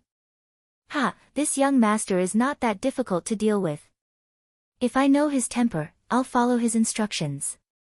I'm indeed a rare reporter. Shu Rui praised herself in her heart and asked curiously, your tremor punch seems to be a little different from Lu Cheng's tremor punch. Your skills to remove and borrow force are also different from the 24 blizzard strikes. Can you tell us their names? As soon as she finished speaking, her heart skipped a beat. She felt that she had asked the wrong question. Lin K's answer seemed to be predictable. As expected, Lin K replied faintly, that's right. It's a secret. What F** king secrecy? Shu Rui wanted to cover her face with her hands and let out a long sigh, but she had to maintain her composure in front of the camera. She could only watch as Lin K nodded his head slightly and walked away from the locker room. After calming herself down, Shu Rui continued to interview the members of the martial arts club who had just come out of the locker room. For example, she asked Geezer Sure what his goal was for the final ranking in the preliminaries, Sun Jian's thoughts on being defeated by the second elephant trumpet, and Lin Hua's feelings on how he had come back from the dead at the last moment. Li Mao and the others were very excited because they were about to receive a large amount of broadcasting bonus. They were very cooperative with the interview, which made Shu Rui feel relaxed. The only thing that puzzled her was that Coach Sure of Songqing University Martial Arts Club seemed to lack interest in the goal after the preliminaries. Thank you for your cooperation, Guoqing. Towards the end, Shu Rui said with a smile. Guoqing's face lit up as she hurriedly said, why are you being so polite? It's my duty, my duty. Shu Rui glanced at the locker room door a few steps away and asked casually, "Is Lu Qing still inside?" "Yes." Guo Qing answered straightforwardly. Then her expression became a little strange as she added, "Reporter Shu, are you waiting to interview Lu Qing?" "Yes, he is one of the biggest contributors to today's victory," Shu Rui said without hesitation. Guo Qing opened her mouth as if she wanted to say something, but in the end, only a meaningful reminder came out, "It may take a long time, it doesn't matter. It's not a live broadcast." Shu Rui smiled carelessly. The previous interview with the Azure Dragon squad was a live broadcast after the match, so she had to hurry. But now the TV station had switched to a prepared match, so the interview with the Martial Arts Club of Songqing University was put at the end. In other words, this was not a live broadcast. Since it's not a live broadcast, of course I can wait. How much longer could he dawdle? Guo Qing looked at her deeply and said nothing more, leaving the martial arts club. In the locker room, Lu Chen was still applying ointment to Yanjika's arm. In the previous match, Yanjika actually didn't fight too fiercely. Her arms were only bruised because she took Zhu Tao's punch head-on. In addition, when she was thrown out, a pair of finger marks were left on her arms, which slightly tore her fascia and muscles. But in total, there were not many places that needed to be treated. Lu Chen was even more relaxed. In the whole match, he only hit Mo Zitsong with his fist twice and crushed a few black bricks under his feet. With their strength and number of internal injuries, it would take at most a few minutes to apply the ointment and rub the ointment. But after the shower, Lu Qing still took more than 10 minutes to finish. Seeing that the locker room was getting quieter and quieter, and all the others had left, he suddenly sped up and finished the rub. "It's your turn to help me." He smiled and handed the ointment to Yanjika. Yanjika rolled her eyes at him and snorted, "You're too slow." Everyone knew what Lu Chen was thinking. Although she said so, she still took the jar of ointment, dug out a piece, and finished applying the ointment. In less than 2 minutes, everything was done. When Yanjika was about to withdraw her hand, she heard Lu Qing chuckle, "I have another injury, where?" Yanjika blinked and asked blankly and concernedly. "Here." Lu Qing opened his mouth and put the tip of his tongue to the gap between his teeth. "I was bitten when I was fighting against the elephant trumpet. I need a kiss from Coach Yen to heal." Yanjika was angry and amused. She pursed her lips, showing her dimples, and dug a little bit of ointment with her little finger. "Come on, I'll apply it for you." Cheng is getting more and more shameless. While speaking, her hand had already reached over. Lu Qing burst into laughter and immediately said, "I'm wrong, Coach Yen, don't do this." His right hand reached out, drawing a beautiful half-arc, and grabbed the girl's wrist, as if to stop her. Yanjika was suddenly interested. She exploded the strength of her shoulders, elbows, and wrists, and accelerated to escape from Lu Cheng's grasp. She was going to apply the ointment on his mouth. How could Lu Cheng's big and small hand wrap be broken so easily? With a shake of his shoulder, he threw out his right hand to grab the girl's forearm. Yanjika bit her lower lip, eyes bright, and joined in with Lu Cheng with her left hand, practicing grappling kung fu with him. For a moment, the wind between them was fierce, and their hands were pointing at each other. It was very lively. The result was as expected. Yanjika, who had only practiced grappling kung fu slightly, was caught by Lu Cheng on both wrists. "You don't even let me." Yanjika gasped for breath and said with a righteous smile. Her oval face was flushed because of the exercise, and there was a thin layer of sweat on her forehead. "It's so interesting to play with such a hidden practice." She finished her words in a light tone, but found that Lu Qing didn't answer. He just looked at her attentively and passionately. What are you looking at?" Her wrists were caught by Lu Qing, and her face was stared at by him. Suddenly, Yanjika felt inexplicably flustered. Lu Qing swallowed his saliva and said, "Cool, is the tip of your tongue also hurt?" "Yes." Yanjika's eyes flickered. "Let me help you," Lu Qing murmured. He pulled the girl over and held her in his arms. Then he let go of her wrist and hugged her shoulder. He lowered his head and kissed her on her tender lips. Yenjika gently patted his shoulders with her hands, then closed her eyes and put her hands on his shoulders. At this moment, there was a sudden knock on the door of the locker room. Knock knock knock. Knock knock knock. Yenjika seemed to have come to her senses. She pushed Lucheng away, lowered her head, gasped, and quickly tidied her clothes. Lucheng was very annoyed and unhappy. He controlled his tone and asked in a low voice, "Who is it?" Knocking on the door at this time would incur the wrath of heaven. Outside the locker room, a pleasant female voice came in. "Lucheng, I'm Shu Rui, a reporter from Songqing TV station. Is it convenient for you to accept an interview?" "Not convenient." Lucheng wanted to answer like this, but considering the repeated warnings of the school's publicity department and the fact that he and Yenjika had just done something bad and were blocked in the locker room, he took a deep breath and said, "Then wait for a few minutes." He had to wait for a few minutes because his martial arts pants were too loose. Once it was pushed up, his outline would be obvious. His lower body was so distinct and outstanding now. If he walked out like this, he might lose face in front of tens of millions of people in Songqing and fans in his own forum. Then he might as well buy a piece of tofu and kill himself. "Okay." Shu Rui held back her impatience and answered. "How could Lucheng be so slow? How long has it been? What on earth is he doing in the locker room?" "Wait a minute, his beautiful girlfriend didn't seem to come out." Lucheng calmed down and visualized the condensation stance, but his lower body was still stubborn and didn't give him any face. "I can only take a cold shower." He gritted his teeth and rushed to the bathroom cubicle with the tent. He quickly took off his clothes and turned on the tap. Yenjika, who was sitting on the bench, peeked at all this. She laughed so hard that she couldn't stand straight. She gently beat the space beside her and whispered shyly and happily, "You asked for it, you asked for it." At the same time, a sentence flashed in her mind from the internet, "Who told you to be reckless?" After the cold shower and the tent, Lucheng put on his clothes and glanced at Yenjika. He opened the door of the locker room and walked out. Clang! "Close the door behind you, good boy." Shu Rui held back her laughter and said, "Sorry to disturb you.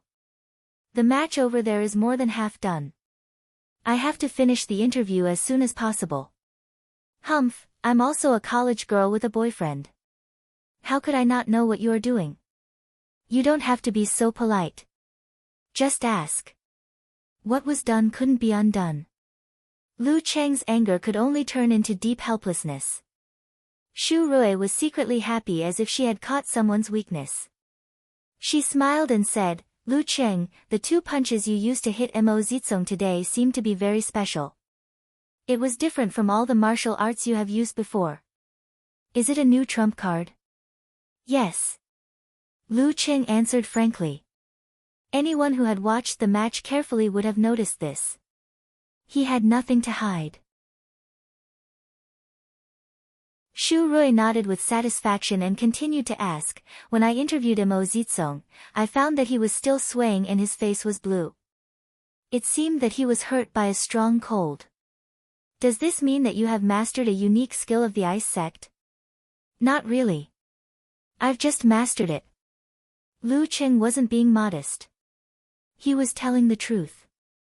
The real frost force could freeze Mo Zitsong with just 1 punch, and cause his body to be covered with white frost for a short time. His mastery of Thunder Roar Zen and Frost Force was too fast, and his mastery was still limited to a superficial level, which was not comparable to 24 blizzard strikes. "Look! Look!" His answer was so honest. If he did, he did. If he didn't, he didn't. Compared to Lucheng, Shu Rui suddenly had the impulse to clench her fists and cry. She looked at Lucheng with gratitude, which made him feel confused.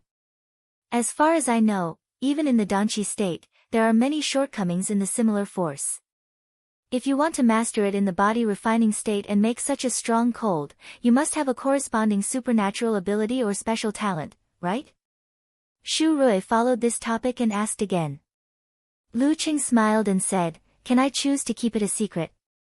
Let others guess what's going on with me. Shu Rui was so moved that she wanted to cry. Look at him, he was so polite about keeping it a secret. Of course you can. She answered with a faint smile and then changed the topic to interview other things. It didn't take long for the interview to end. Lu Qing immediately waved his hand and ran into the locker room without looking back. Clang! Hearing the door of the locker room close, Shu Rui was stunned. She couldn't help but take back her handbag from the cameraman. She took out a small mirror and carefully looked at her own face. Is it because I've been staying up too late recently that my appearance has deteriorated a lot? Otherwise, why does one run away like he's hiding from a monster without saying anything unnecessary, and the other one has no tender feelings for the fairer sex? He's always expressionless. If he can use 2 words, he won't say more than 3. He often blocks her mouth with 1 sentence.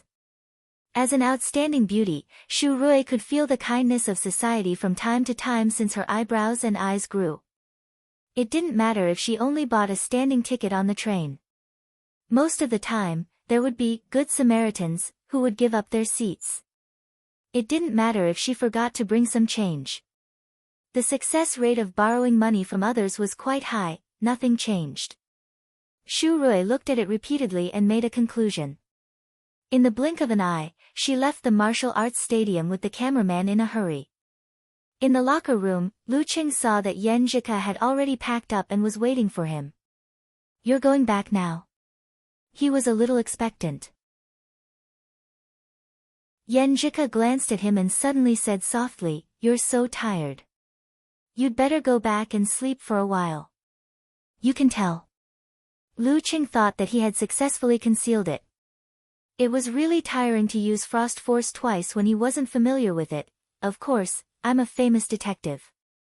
Yan Zhika smiled and walked to Lu Qing. She raised her arms, stretched out her hands and gently massaged his temples a few times. While Lu Qing was enjoying the relief of the swelling pain, the girl suddenly tiptoed and gave him a quick peck on the mouth with her pink lips. Then Yan Zhika turned around and put her hands behind her back. She pretended to be normal and said, let's go. Okay. Lu Qing unconsciously showed a smile. Back in the dormitory, Lu Qing was about to walk to the small bedroom when he suddenly heard the sound of someone rushing up the stairs. The footsteps were so familiar that he subconsciously stopped and waited. Soon, the door opened. Talker, Kai Zongming, walked in briskly, humming a little song. Casanova, you just came back? Lu Qing asked with a little surprise and a smile. He and Ke had been delayed for so long. Little Ming, who had left the martial arts stadium after the competition, actually came back after him. Where did he run off to? Kai Zongming laughed and said, Qing, I have a good news and a bad news. Which one do you want to hear first? The bad news. Lu Qing answered indifferently. Seeing that Talker couldn't hide his joy, the bad news couldn't be too bad. Kai Zongming laughed and said, today I saw you beat a strong professional 9th pin fighter in the martial arts stadium with only 2 punches. I was so excited that I couldn't calm down. After the competition, I ran to the lake to do my stance training. This is good news, right? You really don't work hard without being excited. Lu Qing imitated Kai Zongming's tone and laughed. When did I not work hard? I was ravaged by the gorilla several times every day. Do you think it's easy for me?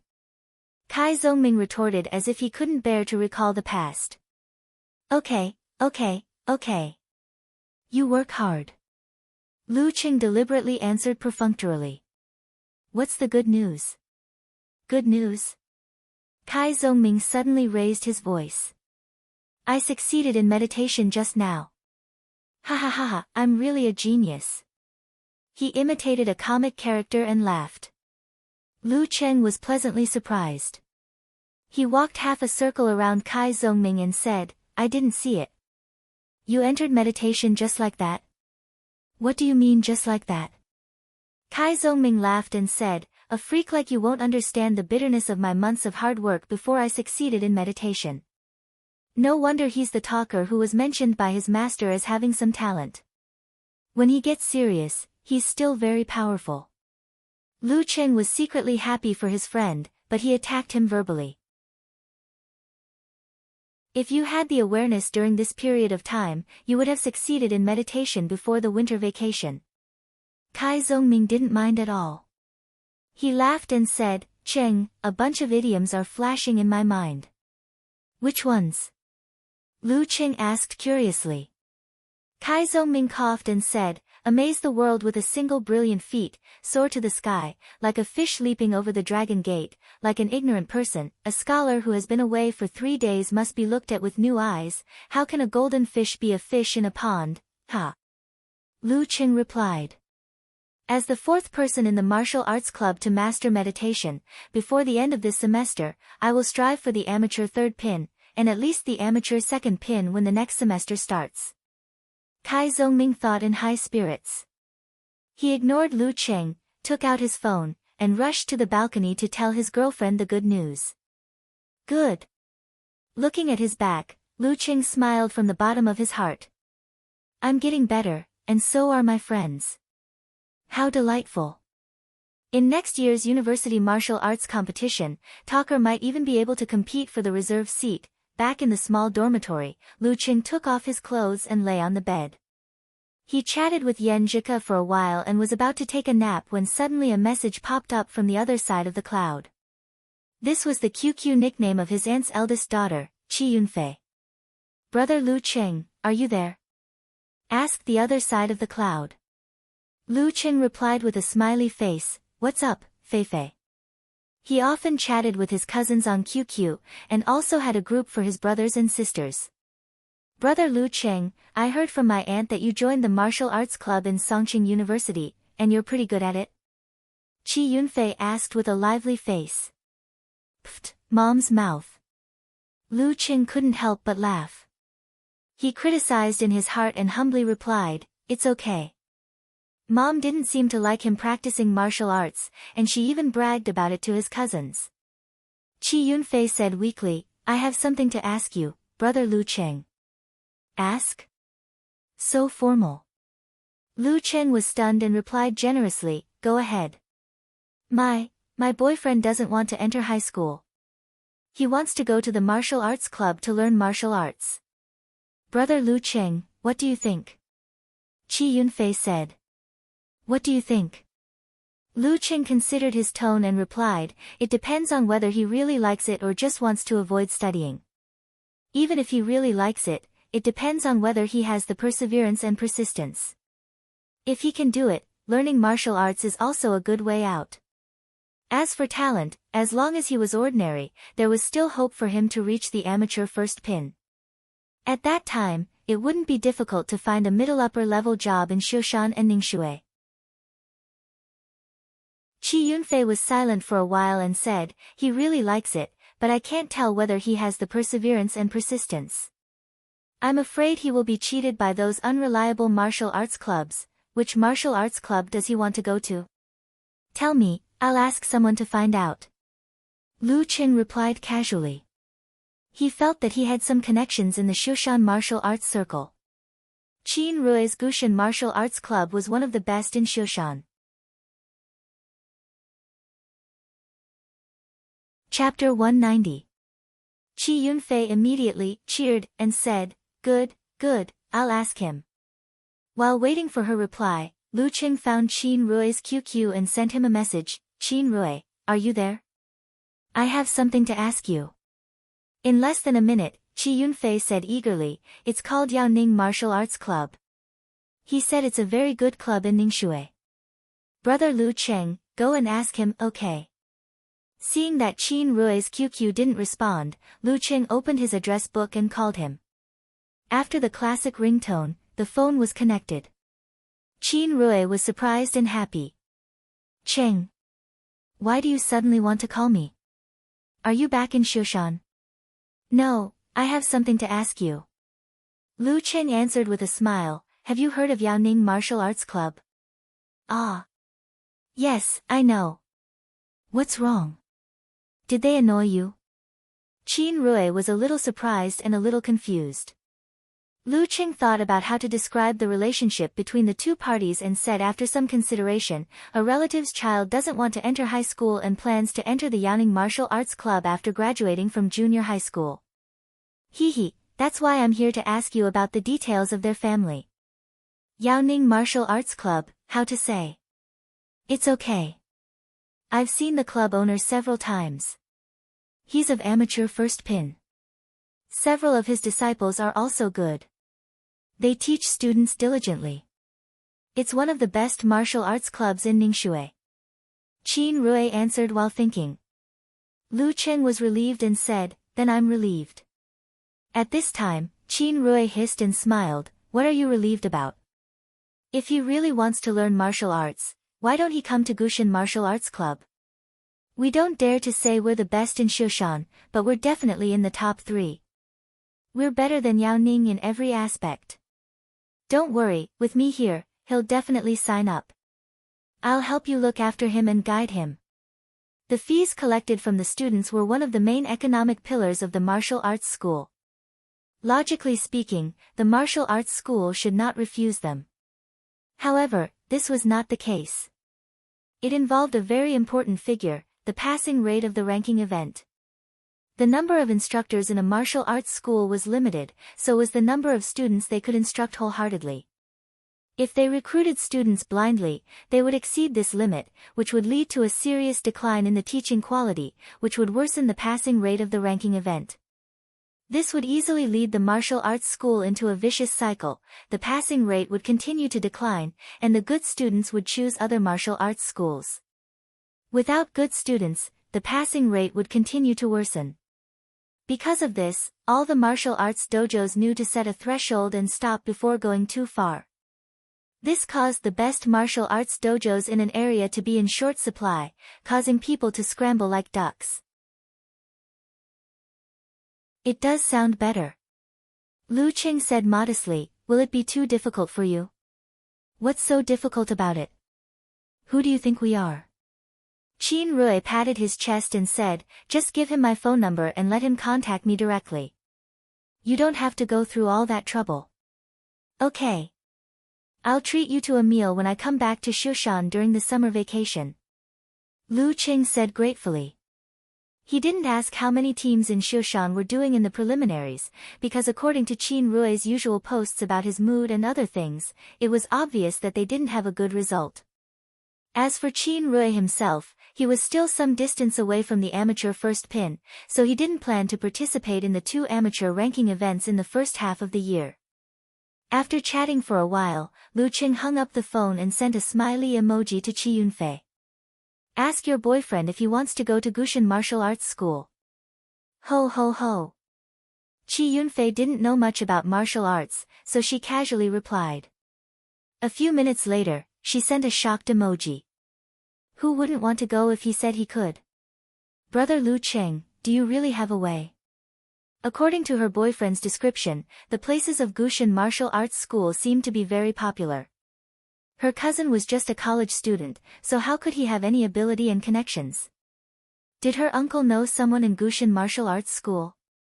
Lu Cheng sent her his phone number. Let him call this number. Qin Rui, an inner disciple of Gushan Martial Arts School, can help him sign up. Really? Qi Yunfei couldn't believe it. If Qin Rui dared to lie to me, he wouldn't want to live anymore. Lu Cheng laughed secretly and said seriously, it must be true. As for whether he will cheat your boyfriend of his money, I can't guarantee. Tell him to be careful. Got it.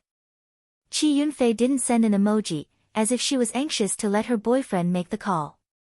While waiting for the follow-up, Lu Cheng resisted the sleepiness and began to browse the tourism projects around Songcheng. He wanted to pick out the routes that Yan Zhika might like and make a detailed guide, so as not to leave a bad impression on the girl. He was looking forward to it. He wasn't excited about the possibility of more intimate contact. Instead, he felt that traveling together, experiencing new and interesting things together, and uncovering some aspects that were previously suppressed due to being in a familiar environment together would strengthen their relationship and make them feel more at ease. According to talkers' sayings, a relationship needed to be managed. It was not something that could be done without doing anything once it was in hand. But if they were always cautious and careful with each other, sooner or later they would be tired. While comparing and analyzing the different routes, Lu Qing opened Taobao and bought several things in the shopping cart. Some were snacks for Yan Zhike, and some were for him to show off his skills. After a while, Qi Yunfei replied, "Brother Lu Qing, what he said is true. He knows Brother Rui. He said that Brother Rui is a core disciple of Gushan Martial Arts School and a very powerful young fighter. He can definitely help." "That's good." Lu Qing replied with a smile. Qi Yunfei sent an admiring emoji, "Brother Lu Qing, you are so awesome to know such a powerful person. Should it be the other way around? It should be Qin Rui who is so awesome to know such a powerful person like me." Lu Qing complained and said carelessly, "He is my high school classmate." "No wonder." Qi Yunfei suddenly understood and didn't ask anymore. Lu Qing said with interest, "Feifei, you are very attentive to your boyfriend. Of course, after all, he is the first boy that I really like." Qi Yunfei laughed. "Really?" Lu Qing was a little confused. Qi Yunfei scratched her head and said with an embarrassed emoji, "I had a boyfriend before. Sister, you are only in the 3rd year of middle school." Lu Qing was really shocked. "When was that?" "When I was in the 5th or 6th grade and the 1st or 2nd grade of elementary school." Qi Yunfei explained confidently, "At that time, I was a child and didn't know anything. I thought it was fun and tried it. It's all their fault for making a match. But it's just holding hands. It feels like we're playing house. I don't think it's a real relationship." Lu Qing wiped his non-existent cold sweat and said, "You are still a child now. Look at her, and then think about his own elementary and middle school years. He was as ignorant as her brother." He was scared and didn't persuade Qi Yunfei. After a few words, he logged out of QQ and took a nap. In the next few weeks, Geezer sure didn't force any setbacks. When facing the last 2 opponents in the group, he let Lu Cheng and Lin Ke sit at the end of the group respectively. Then he sent Li Mao, Yan Zhike, Sun Jian and Lin Hua to fight in turns. The final result was no doubt that Songqing University Martial Arts Club won all the matches and advanced to the next round with a winning record. Now they were waiting for the distribution of the broadcasting bonus and the drawing of the top 8 opponents in May. In the blink of an eye, it was the second last weekend of April. At 7:30 in the morning, Lu Cheng and Yan Zhike were already on the school bus to the old campus. "I didn't expect that my first martial arts special training would be because of you," Yan Zhike said with a sigh and a sweet voice. Today was the day that Lu Cheng would participate in the professional ranking event. As his girlfriend, she felt that she shouldn't miss it, so she specially asked for leave and accompanied him as Coach Yan. Of course, she wouldn't slack off martial arts because of love. She deliberately got up early and did nearly 2 hours of morning exercises. Lu Cheng was very happy and moved, but he said with a smile, "Actually, you can ask for leave next Sunday. I'm sure I can get through the group stage." Professional 9th pin was the threshold to distinguish between amateur and professional. The setting of the competition emphasized to reduce the influence of accidental factors, so that fighters with enough strength could have a chance to regroup even if they lost once. Therefore, the top 2 fighters would get through the group stage. Fighters wouldn't be eliminated after losing one match. Even if Lu Cheng wasn't conceded, he wouldn't think that he couldn't even get the 2nd place in the group stage. Hearing Lu Cheng's words, Yan Zhike immediately raised her arm and said cheerfully, "Then I'll go back to the martial arts club." Lu Cheng was almost speechless. He felt that he shouldn't be hypocritical, so he immediately said with a cheeky smile, "I still need Coach Yan to take charge. I'm afraid that I'll be assigned to the death group because of my bad luck." Yan Zhike glanced at him with a smile, at least you know your place. After that, she sighed, I'm really worried. With so many matches, maybe something will happen. She suddenly raised her hand and covered her mouth, not letting the word accident come out. That was almost a jinx. Due to the setting of the top 2 fighters in the group stage and the fixed passing ratio, the schedule of the ranking event of professional 9th pin was increased accordingly. It usually took up 2 weekends, a full 4 days. Like this time, the number of people who passed the registration review was 158. There were 15 places. They were divided into 15 groups of 10 to 11 people in each group. It was a single round-robin competition. The top 2 fighters would get through. According to the rhythm of 3 matches a day at most, the group stage would be finished on the morning of next Saturday or Sunday. Because one step was enough to become a professional, all aspects of the treatment would be improved substantially. Therefore, as long as the amateur first pin fighters' physical fitness hadn't deteriorated and they didn't have other things to do, they would often choose to try their luck. What if they encountered a good group and a good draw for the knockout round?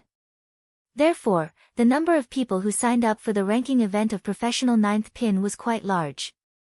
If there were no restrictions, the number of people who passed would exceed the limit, resulting in a flood.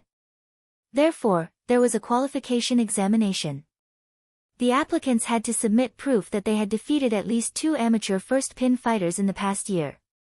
Lu Qing directly posted a video of him defeating a professional 9th pin fighter and passed smoothly. Seeing the girl covering her mouth in panic, Lu Qing was about to make a joke when he saw the flying eyebrows gorilla Chen Zhanghua carrying a luggage bag and stepping on the school bus. President Chen, I thought you lived near the arena last night. He greeted him. Chen Zhanghua was still the president of the martial arts club in name. Well, I have a few friends living there. I was afraid that they would take me there to relax. Chen Zhanghua smiled bitterly and found a seat. He didn't say anything and closed his eyes to rest. He was quite cautious. Compared with him, Lu Qing suddenly felt that he was too relaxed. When they arrived at the number 1 hall of Songqing Martial Arts Club, it was already crowded.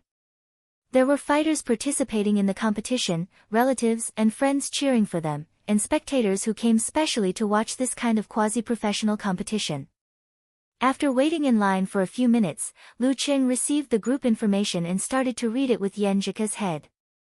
Zhao Baosun, Putua Martial Arts Club, Lu Xian, Bin branch of Songqing Police Station. They all seemed to be quite strong. After browsing once, Lu Qing said with a smile. There was no trace of embarrassment between his eyebrows. At another service desk in the number 1 hall, the strong and tough Zhao Baosun also received the group information.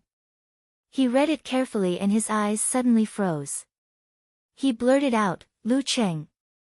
Lu Qing of Songqing University Martial Arts Club. Lu Xian, who had changed out of his police uniform, didn't hurry to read the group information. After wandering to a quiet place, he picked up the paper and glanced at it habitually. Lu Qing, Songqing University Martial Arts Club, clatter. Lu Xian's fingers holding the edge of the paper became like iron hooks. Zhao Baosun practices 8 trigrams palm and crane shape on the side. Yan Zhika said in a clear and soft voice. Lu Qing didn't dare to be careless, so he started to discuss with his girlfriend seriously. At this moment, he heard his name on the radio, Lu Qing of Songqing University Martial Arts Club, please come to the service desk. Ah. Lu Qing and Yan Zhika looked at each other, both dumbfounded. Putting away their phones, they left their seats and went to the nearest service desk. Hello, I'm Lu Qing of Songqing University Martial Arts Club. What can I do for you? Lu Qing asked politely. The staff was a girl with a round face. She looked at Lu Qing deeply and said, your opponent in the morning match forfeited. Forfeited? Lu Qing was stunned for a moment. Before he could answer, he heard the staff member continue. Your opponent in the afternoon and evening also forfeited. In the corner of the number 1 hall, Zhao Baosun covered his face with both hands and let out a long sigh. As a martial artist, it was really humiliating and depressing to surrender when facing a strong enemy without a fight, but after careful consideration, he felt that this was the best choice for him. Everyone had witnessed the strength of Lu Cheng from the Songqing University Martial Arts Club. They all knew that he was one of the best among the professional ninth pin fighters.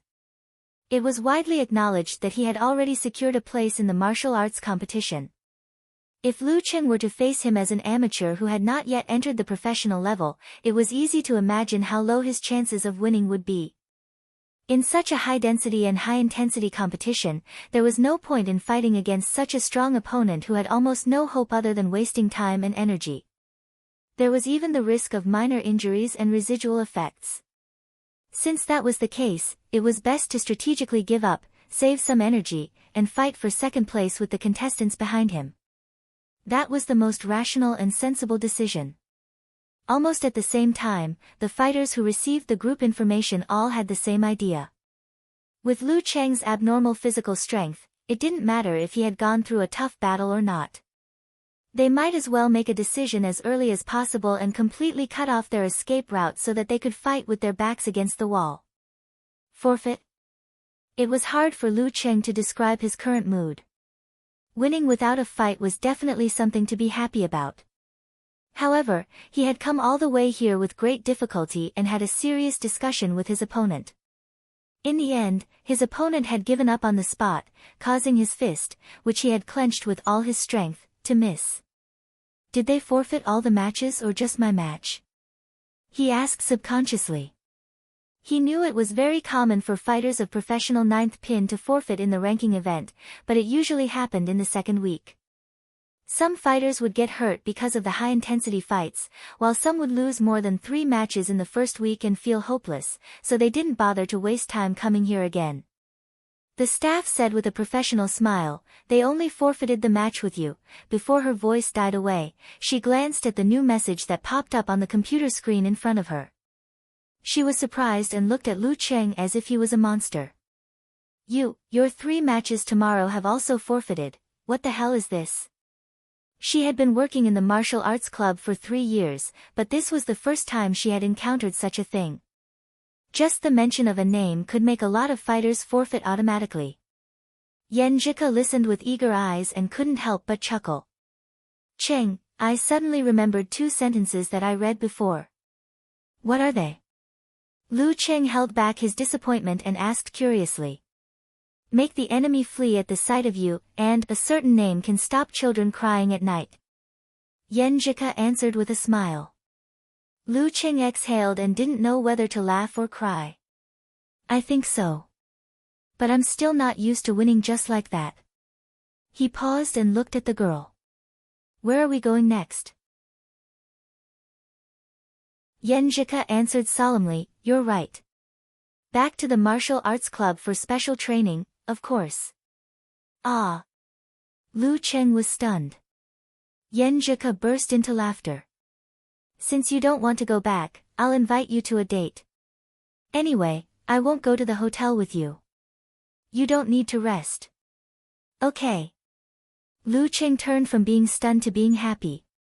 But he felt a little heartache because he had to pay for the rooms he booked. Why did those guys give up their rights for no reason? Although he was about to get 20,000 yuan, he still saved as much as he could and was only generous to his girlfriend. After confirming the itinerary, he turned to the staff and asked, can you inform me in advance if my opponent forfeits next week's match?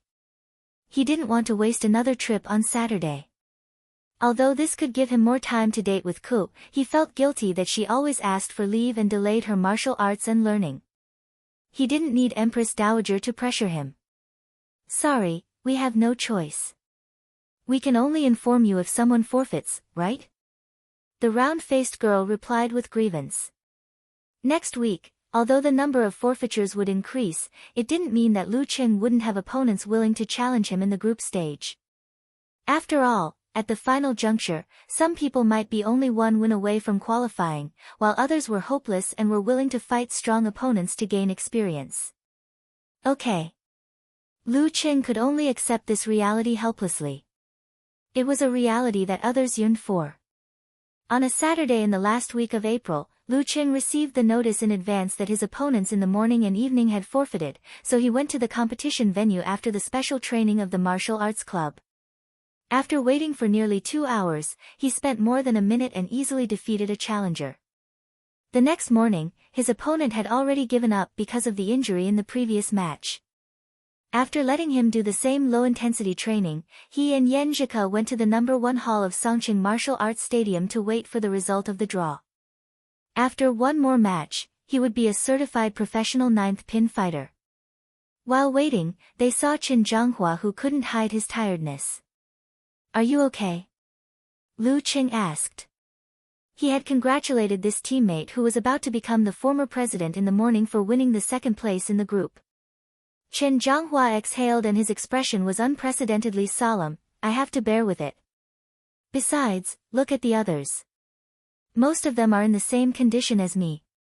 If their luck is not too bad, they won't waste the hard work of half a year." Sensing Qin Zhanghua's seriousness and expectation, Lu Qing didn't want to say anything more in case it would affect the mood of others.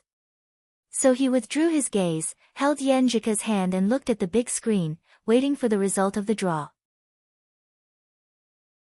The draw in the afternoon was between 10 people, and those in the same group would avoid it. After a while, lines of matchups were displayed. Yan Zhike read Lu Cheng's part in a low voice. Lu Cheng from Songqing University Martial Arts Club vs Pan Qingyun from Hongluo Martial Arts School. Pan Qingyun? Lu Cheng smiled slightly, feeling that it was quite a coincidence. Lu Cheng from Songqing University Martial Arts Club vs Pan Qingyun from Hongluo Martial Arts School. In the corner, Pan Qingyun looked at the matchup list and his face suddenly changed.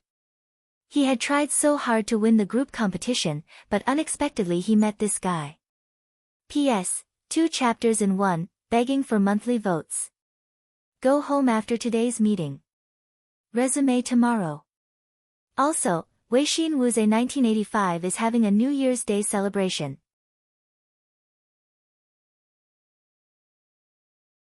Chapter 191. Pan Qingyun. The one my brother defeated? Yan Zhike looked up and tried to recall who her boyfriend's opponent was. If Hongluo Martial Arts School was not mentioned, she would not remember anything related to it.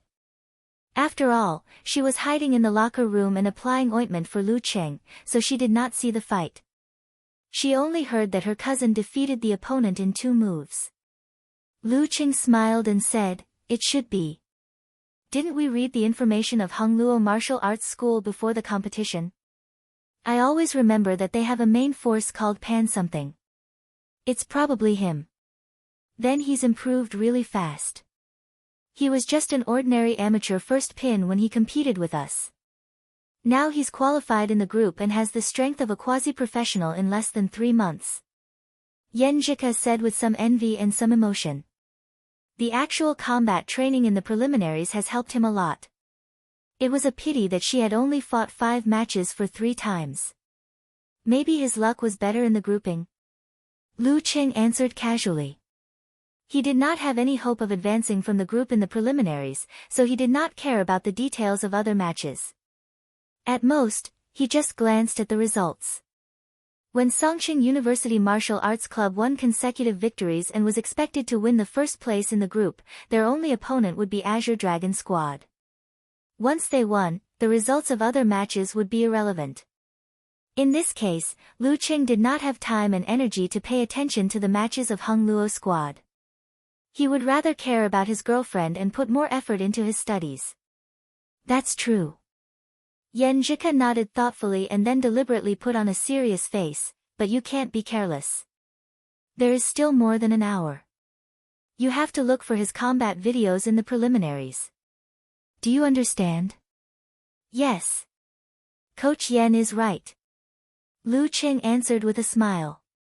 Holding the girl's hand, he found a high place in the stands and looked for Pan Qingyun's combat videos separately with her. Did he need to search for Lu Cheng's information? Every match during the preliminaries was deeply engraved in his mind. He had mastered the tremor punch and the ice sect force step by step. He had witnessed the whole process from the combat strength of professional 9th pin to the top of professional 9th pin.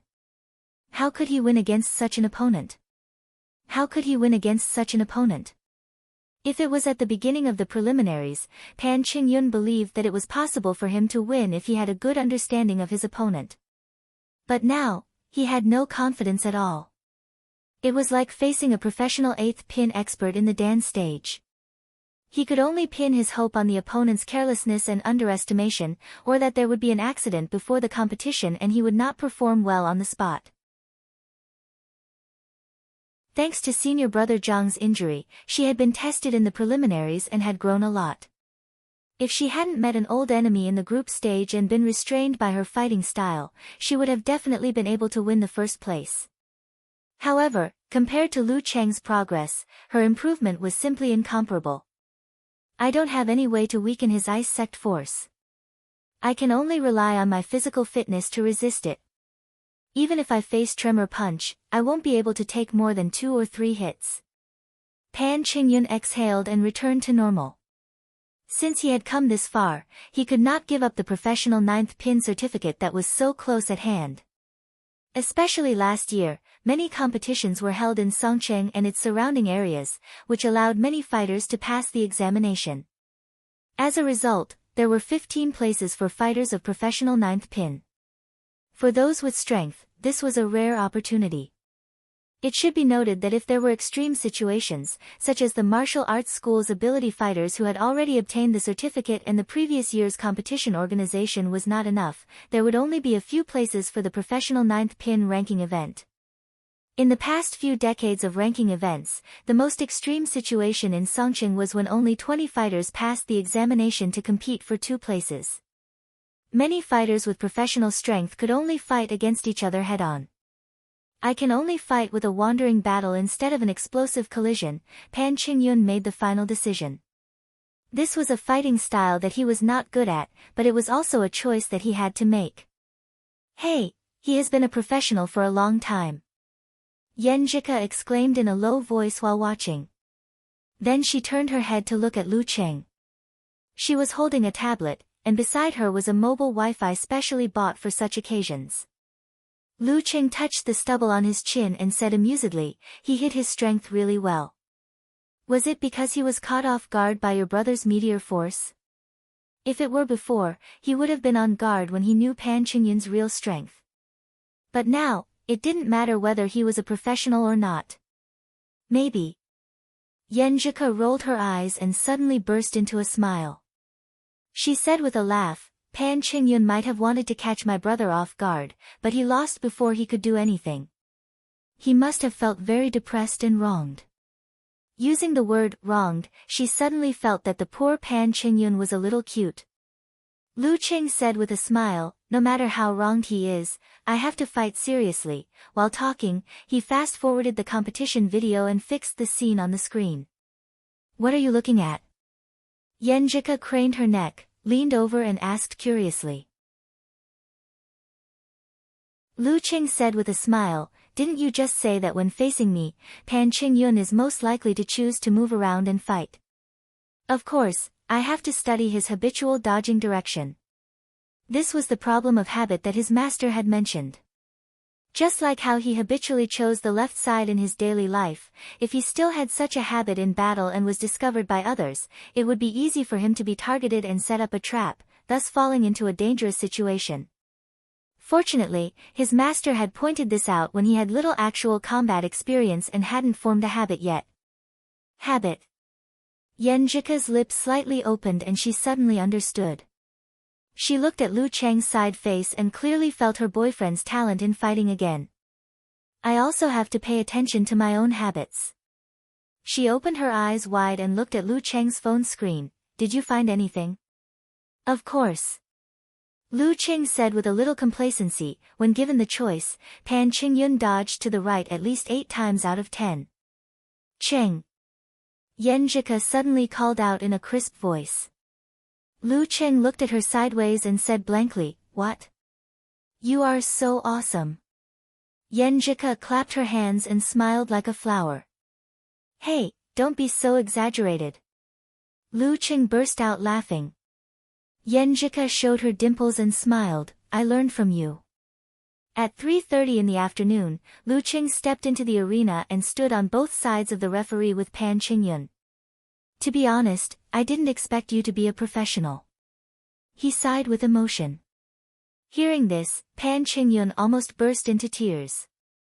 You only know this now.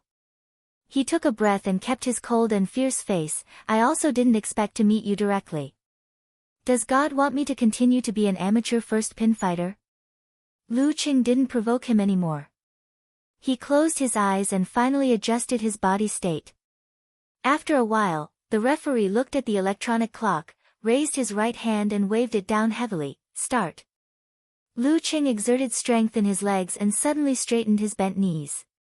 He rushed out like a gust of wind and shortened the distance between him and his opponent in the blink of an eye. Pan Qingyun was as calm as water. He moved his back muscles and made a sliding step to the right to avoid a head-on collision with his opponent. But at the same time, Lu Qing's spine suddenly bounced like a dragon, turning its body and swinging its center of gravity to the left. He even changed direction before his opponent. In an instant, Pan Qingyun was walking into a trap. He saw Lu Qing stomping his feet violently and swinging his waist and back violently. His fist was about to hit. Damn it! Pan Qingyun murmured. He could only clench his teeth and make a visualization. He clamped his hip muscles and stimulated his tailbone to spring. He suddenly rushed to the side as if his body was on fire. Lu Qing didn't show any mercy. He stomped his feet and broke the black bricks. He followed Pan Qingyun and rushed forward. Pan Qingyun had just landed on the ground when he sensed that his opponent was nearby. He had to lower his center of gravity and bounce back. He bulged his muscles and completed the first outbreak of the fire-like invasion. He suddenly turned around and fiercely poked back with his right arm like a big spear. Lu Qing's fist, which had been accumulating power for a long time, suddenly hit out. In his mind was a frozen river and in his body, cold waves were surging with torrential momentum. Bang! When the two fists collided, Lu Qing's body shook. Pan Qingyun felt the coldness spread from his arm to his whole body and froze his muscles and fascia. His face immediately turned blue and his body trembled involuntarily. When he wanted to summon up his remaining strength to avoid his opponent's continuous attacks, the strength of his legs was obviously slowed down. Lu Qing's arm shook and his fist stopped at Pan Qingyun's throat. Then he heard the referee's announcement, Lu Qing wins. Pan Qingyun shivered. He suddenly remembered that when he fought with Lin Ke, he was also defeated in 2 moves. He had worked hard for more than 2 months. Why was it still 2 moves? This was an expected victory. Lu Qing didn't feel too ecstatic. He was full of ease and celebrated with Yan Zhike in the air. Then he nodded to Pan Qingyun and turned around to leave the stand.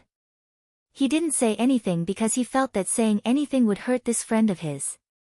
He really dodged to the right.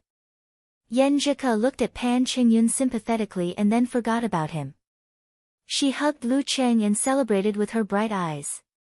Lu Qing got the form from the competition supervisor and said half-jokingly, maybe his master didn't remind him of this. Holding hands, they walked to the office of the Martial Arts Association excitedly without looking back at the ring. The staff took the form and found the corresponding video. After confirming the final result, he smiled and said, "Hello, Lu Qing. As a professional 9th pin fighter, you automatically become a member of the Martial Arts Association. Do you want to withdraw?" No. Lu Qing was not a fool. The staff read the terms and conditions. As an official member of the Martial Arts Association, you have to pay a membership fee of 1,000 yuan per year. The association will organize lectures for high-ranked fighters from time to time. We will also help you solve problems, such as coordinating legal resources. In short, you will get a lot of services. As for your obligations, first, you have to protect the reputation of the association. Second, you have to cooperate with the association when there are not enough referees in high-density competitions. Of course, we will give you a certain amount of remuneration or contribution points of the same value, which can be exchanged for martial arts-related materials collected by the association, including but not limited to unique martial arts. Do you have any questions? No. Lu Qing shook his head. After hearing what the staff said, he really felt that he was a professional ninth pin fighter.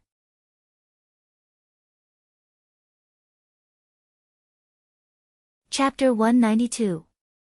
After paying the membership fee and taking the photo, Lu Qing successfully received the certificate of professional ninth pin. His rank could be checked on the official website by his name and number. Why do I look so stupid? He looked at the photo on the certificate with dissatisfaction. Not a single one of his identification photos was presentable. Yenjika smiled and said in a light tone, "This is called seeking truth from facts." Without giving Lu Qing a chance to speak, she took out her phone and said excitedly, "Stand still. I'll take a photo for you as a souvenir. From today on, you're a professional fighter. From today on, I'm a professional fighter." Lu Cheng's heart was suddenly stirred by this sentence. From today on, even if I drop out of college, even if my dad loses his job again, even if my family changes, I'm still a man who can shoulder the burden of life. He didn't know why, but he suddenly felt himself become solemn. He saw Yenjika step back and imitate the professional posture cutely to include himself in the camera. 1, 2, 3. The girl shouted in a clear voice. Click. Lu Cheng's serious face as he held the professional ninth pin certificate was fixed in the flash. He silently said in his heart, "I am a fighter of professional ninth pin, but this is not enough. If I want to shoulder Ku's life and make her live a better life, the state of Danqi is the most basic. Professional eighth pin is the most basic." Among the tens of millions of people in Songcheng, including the police department, martial arts schools, martial arts clubs, professional clubs, medical and security companies closely related to martial arts, there were no more than 70 or 80 mighty ones of Dan stage, including the old and the young. Those who could enter this category were definitely the elites of the elites. There were two ways to obtain the certificate of professional eighth pin. One was to form a big Dan and generate qi from the body. As long as a fighter entered the state of Danqi, he could get the certificate directly after verification. The other way was to submit the information of the fighter who had defeated an eighth pin master and be promoted through the ranking event. This kind of case was rare, but not rare because of the existence of supernatural abilities. Therefore, Songqing might have 7 or 8 newly advanced rank 8 martial artists in a year, or maybe none at all. On average, there were about 4 martial artists per year. Some of them came from martial arts schools and entered the military, not staying in the city. Some of them went to cities like the capital, Huahai, or the Shangqing sect, Daxing Temple, and other sections. They would come into contact with martial artists of the same level or even higher ranks to hone themselves and pursue higher and further martial arts goals. Lu Cheng's current goal was to join their ranks. This was the only way he could face the Empress Dowager and the others with confidence. One more. Cheng, don't be so serious. Smile. Yenjika seemed to be happier than when she got the certificate herself. Looking at her, the corners of Lu Cheng's mouth curled up. His solemn mood quickly faded away, and his mood became cheerful again. Next up was the long-awaited May 1st trip. At the beginning of April, his travel guide had been approved by Yenjika. In just a few days, it was April 30th, Gizershur did not disappoint and gave the special training trainees a holiday, allowing them to tidy up their tired mood after a long period of perseverance. They were ready for the bonus distribution and the draw results of the knockout round after the holiday. After the last class in the afternoon, Lu Cheng had a quick dinner with Yenjika and went back to the dormitory. He checked his luggage again to make sure he didn't forget anything. Carrying his luggage, he came to the door of the third dormitory. Not long after, he saw the girl walking out of the door of the unit, dragging an orange 17-inch suitcase. At this time, Yenjika had changed her clothes. She was wearing a white t-shirt, light-colored jeans, a light green knitted sweater, and white sneakers. Simple but beautiful, full of vitality. Lu Cheng was not stingy with his loving eyes. He took the suitcase from the girl, held her hand, and said in high spirits, "Let's go." Yenjika covered her mouth and smiled, turning her head away. "I don't want to talk to this pompous guy." They didn't go to the bus station. Because of the holiday, there was a long line. Without waiting for more than half an hour, they couldn't get on the bus. Of course, Lu Cheng wouldn't let such a beautiful trip be overshadowed. He had already booked a car through the software. He didn't care about the extra money. When they went out of the school gate, the car was already waiting for them. Lu Cheng hurriedly put down their luggage and sat beside Yenjika. Just as he closed the door, he suddenly heard his phone ring. He picked it up and saw it was a call from Jiang Fei. "Fatty Jiang." He picked up the phone in confusion. Jiang Fei's familiar voice came from the phone, "Cheng, I'm coming to you." "Ah." Lu Cheng was confused. Yenjika also looked over curiously. "Isn't it the May Day holiday? I don't want to stay in the dormitory and play games all the time, so I want to come to you and play in Songqing for a couple of days," Jiang Fei said excitedly. Lu Cheng looked at Yenjika, who was at a loss, and laughed. "Fatty Jiang, can't you tell me this a few weeks in advance? I'm not in Songqing now." "Of course, even if you told me in advance, I wouldn't stay in Songqing." This was really typical of Fatty Jiang. He would do whatever he wanted to do. "Damn, Cheng, are you still my brother?" Jiang Fei was annoyed and amused. "Shouldn't you turn back immediately after receiving my call? I say, where are you going? Can you take me with you? Is it fun to be a third wheel?" Lu Cheng cruelly rejected Fatty Jiang. "Are you kidding me? How could I be a third wheel when I'm traveling with two people?" Third wheel. Jiang Fei wasn't a fool. He immediately realized. "You got her. You can go on a trip with her." Hee hee. Lu Cheng could only reply with a laugh. "Wow, you're awesome. Among us, you're the first to get out of being single," Jiang Fei said with envy and emotion. "When are you going to introduce me to sister-in-law?" "You know her," Lu Cheng said quietly. But he smiled and said, "When the time comes." This kind of thing must be asked for the opinion of the master in advance. He couldn't make the decision without permission. "Okay, I won't bother you anymore. Teach me a thing or two. I want to find a girlfriend too," Jiang Fei wailed and hung up the phone. Yenjika, who had been watching with a smile, asked Jiang Fei. She had heard Lu Cheng mention this high school buddy of his several times. "Yeah, he wanted to come to Songqing for fun for no reason, but I heartlessly rejected him," Lu Cheng answered with a smile. Yenjika pursed her lips and smiled. "Speaking of him, I think of Song Li. She complained to me twice that Jiang Fei's big mouth caused her relationship with Du Liu to spread to most of the students in the two classes. We have a part to play in this." Lu Cheng and the girl looked at each other and smiled. After chatting for a while, they forgot about Jiang Fei and started to discuss the itinerary of this trip. Lu Cheng chose Yangtai, which was relatively less popular in the surrounding area. He didn't want to be crowded.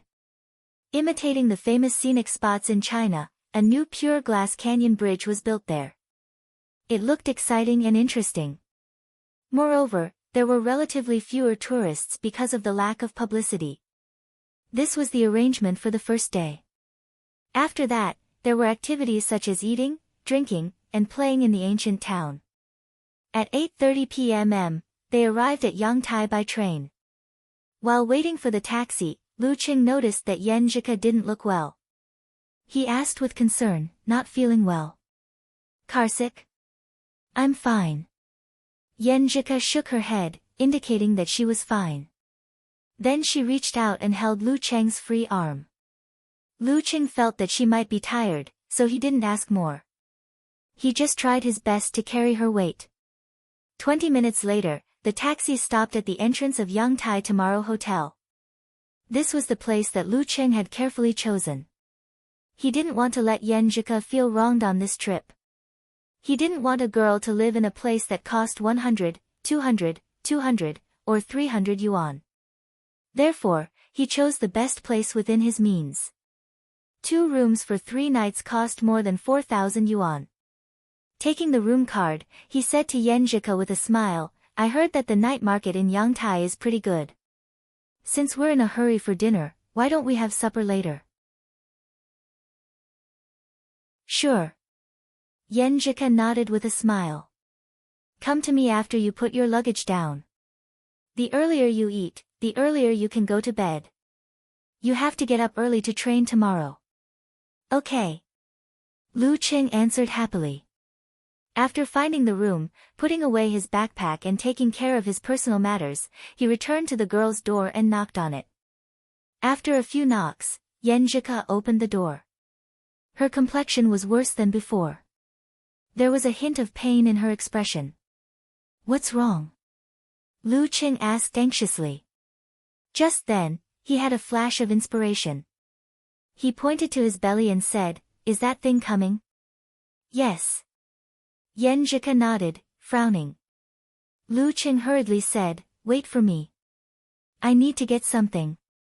After that, he hurried back to his room, rummaged through several bags, and returned to the girl's room.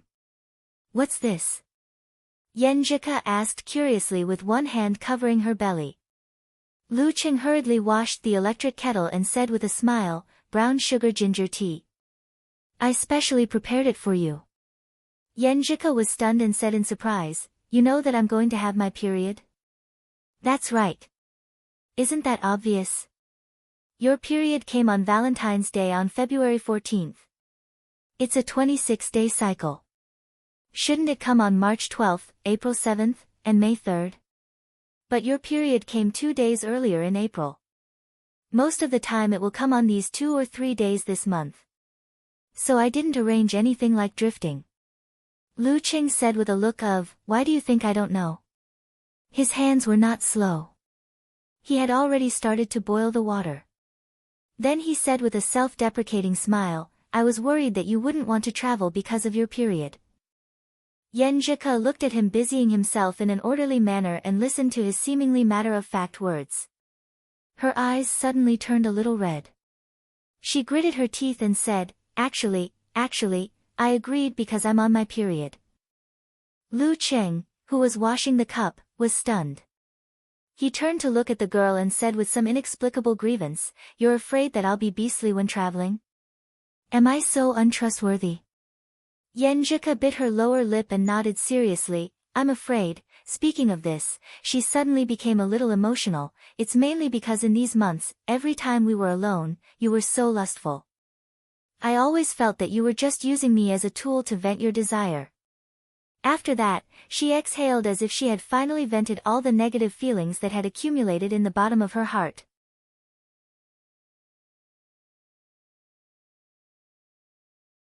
Chapter 193. While washing the cups, Lu Qing was waiting for his girlfriend to be moved by his thoughtfulness. He didn't expect to be greeted with such words. For a moment, he was confused, wronged, and a little confused. If I were to use you as a tool to vent, then why do I have to endure so much pain every time? If I were to use you as a tool to vent, then why do I have to test your attitude every time before I dare to take a step further? He turned his head and saw the complicated emotions in the girl's eyes. Then he took a deep breath and tried to calm himself down so that his explanation wouldn't turn into a dispute. How could I use you as that kind of tool? Don't I dare to continue every time only when you don't object? If you don't like it, you can tell me. You can just show it. I can definitely hold it in and won't force you. When he said the last sentence, he felt that he couldn't control his emotions and was a little agitated, so he kept repeating the words, calm down, and communicate. Yenjika seemed to have calmed down and wasn't as agitated as before. Her nose was a little blocked, and she said anxiously, That's not what I mean. I mean, every time we are alone, you act like your mind is full of that kind of thing. You act like you're always thinking about that kind of thing. You act like you're always thinking about that kind of thing. You act like you're always thinking about that kind of thing when we're alone. Her words were a little messy, but she didn't look away. She looked straight at Lu Cheng, pursed her lips, and said, "Sometimes, I'm not very willing, but I feel that you like it very much. I'm afraid that you'll be disappointed and unhappy, so I still cooperate with you." Speaking of this, she paused and sniffed. Her eyes became a little redder. To be honest, Lu Cheng felt a little disappointed and hurt in his heart. But when he heard Yan Jika's words, he felt her grievance, her tolerance, and her concession. Immediately, most of the emotions in his heart dissipated. He seriously examined his performance during this time. It seemed, probably, that he always unconsciously let the two of them be filled with hormones when they were alone. He exhaled the turbid breath just now and said, "You mean you don't like it every time? You mean I act like I'm only thinking about that kind of thing? You hope that we can do something else when we are alone? Cool, if you don't like it, you must show it. Although I'm more attentive in other aspects, I'm not that sensitive in this kind of thing. If you don't say it or don't object, I'll think that you like it very much." As he said this, he felt a little funny and a little bit sentimental because he remembered a sentence by Little Ming: "Sometimes, a girl's willing is liking, and sometimes not liking, but sometimes their willingness doesn't necessarily mean they don't like it." Yes, not. It. 2. Take it slow. Wait for me. Take it slow. Wait for me. Seeing Yan Jika like this and hearing her words, Lu Cheng's remaining emotions completely disappeared. He pursed his lips and promised seriously, "I'll control myself. I'll wait for you." While the electric kettle was turning on, he put down the cup and took a step forward. He took Yan Jika's hand and pulled her into his arms. He didn't kiss her, but just wanted to hold her quietly. Yan Jika hugged his back and buried her face in his shoulder. After a while, she said softly, "I'm sorry, but I'm sorry. When I was at the ranking event, I was actually very touched and happy to see that you could endure for me. However, you always acted like you were thinking about that kind of thing, which made me a little confused. I thought that since I was on my period, I could take the opportunity to see your reaction. I wanted to see if you were disappointed, depressed, indifferent, or something else. In the end, you already knew and didn't feel disappointed at all. You even tried your best to take care of me and even prepared ginger tea. I feel a little guilty. I feel that I misunderstood you, so I plucked up the courage to tell you my thoughts and communicate with you. Don't let these things hurt our relationship bit by bit." She raised her head. She was a little embarrassed and couldn't bring herself to say it, but she still pursed her lips and looked at Lu Cheng earnestly. "Cheng, I'm sorry. What I said at the beginning was a little harsh. No, it's not what I really think. It's just that I've thought about a few expressions just now, but I felt that they were either too tactful or too coquettish. I couldn't let you know my attitude clearly. I was afraid that you wouldn't take it seriously, so I said those words. You don't need to apologize between us." Lu Cheng stroked her hair and thought for a while. "At first, I felt a little hurt and couldn't believe that you actually thought of me like this. But after hearing your grievance and concession, I felt that it was nothing, and it was a girl's period. It was completely understandable." Yan Jika's beautiful eyebrows relaxed and finally showed a faint smile. She lowered her head and buried it in Lu Cheng's shoulder. She said in a low voice, "It's nothing. Two people can't only give and endure one-sided. I can feel your heart, so I want to do the same. Next time when you don't like it, you must express it. I'm very stupid. I'm afraid that I'll misunderstand your meaning. Now I don't even know when to kiss and when not to kiss." Lu Cheng said with some distress. Yan Jika's pretty face pressed on his shoulder. She laughed in a muffled voice. "Idiot. Atmosphere. Feeling. Do you understand?" "I don't understand. What do you mean by atmosphere right? What do you mean by feeling right? You don't have any quantitative standards." Lu Cheng was sweating. When he was about to say something more, he heard the sound of the electric kettle turning on and off. He let go of her and waited for the boiling sound to stop. Then he heated the cup again with boiling water. Then he tore open the packaging and put in the brown sugar ginger tea. Finally, he ran the supernatural ability of frost to reduce the temperature to a level where it would not burn his tongue. The housekeeping supernatural ability was really good. Yenjika stood beside him, quietly watching him busying himself. Her eyes were sparkling and the corners of her mouth curved into a smile that seemed to be both happy and warm. It's done. Lu Qing passed the cup to her. Yenjika took it with both hands and sat on the edge of the bed. She closed her eyes and took a deep sip. Then she smiled and said, I've always heard about this kind of tea. But I don't like the taste of ginger. So every time I put it in the shopping cart, I didn't buy it. Ah, did I pick the wrong one? Lu Qing asked with some annoyance. Usually when they were eating, he would pay attention to the girl's habits. When he found that she didn't reject the ginger in the dishes and soup, he thought that she would accept the ginger tea. But this kind of thing couldn't be asked directly. That would be the end of the surprise. Yenjika smiled and took another sip from the cup. Her cheeks were rosy because of the heat. She looked to the side and said calmly, You're right. Now I like it, I like the boy who cares about my period. I like his carefulness when he's busy. I like the way he tolerates my stubbornness and willfulness, that's good. Lu Qing breathed a sigh of relief and sat beside Yenjika. He thought for a while and said, Cool, I need to talk to you about two things. What is it? Yenjika blinked and looked at him. Her eyes were still a little red. Lu Qing chose his words carefully and said, You said that my reaction was too big and scared you. But this is my instinct. I can't control it even if I want to. You're so beautiful and so tempting in my heart. I'm full of vigor and I like you so much. Even if I don't think about dirty things in my mind, I can't help but have a reaction most of the time. It's not that I want to do whatever I want. It's not that I only want to take advantage of you.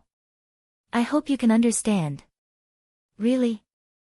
Yenjika bit her lips and looked a little curious. Lu Qing said sincerely, Really? You can ask your best friends. Okay. Yenjika nodded thoughtfully. What's the second thing?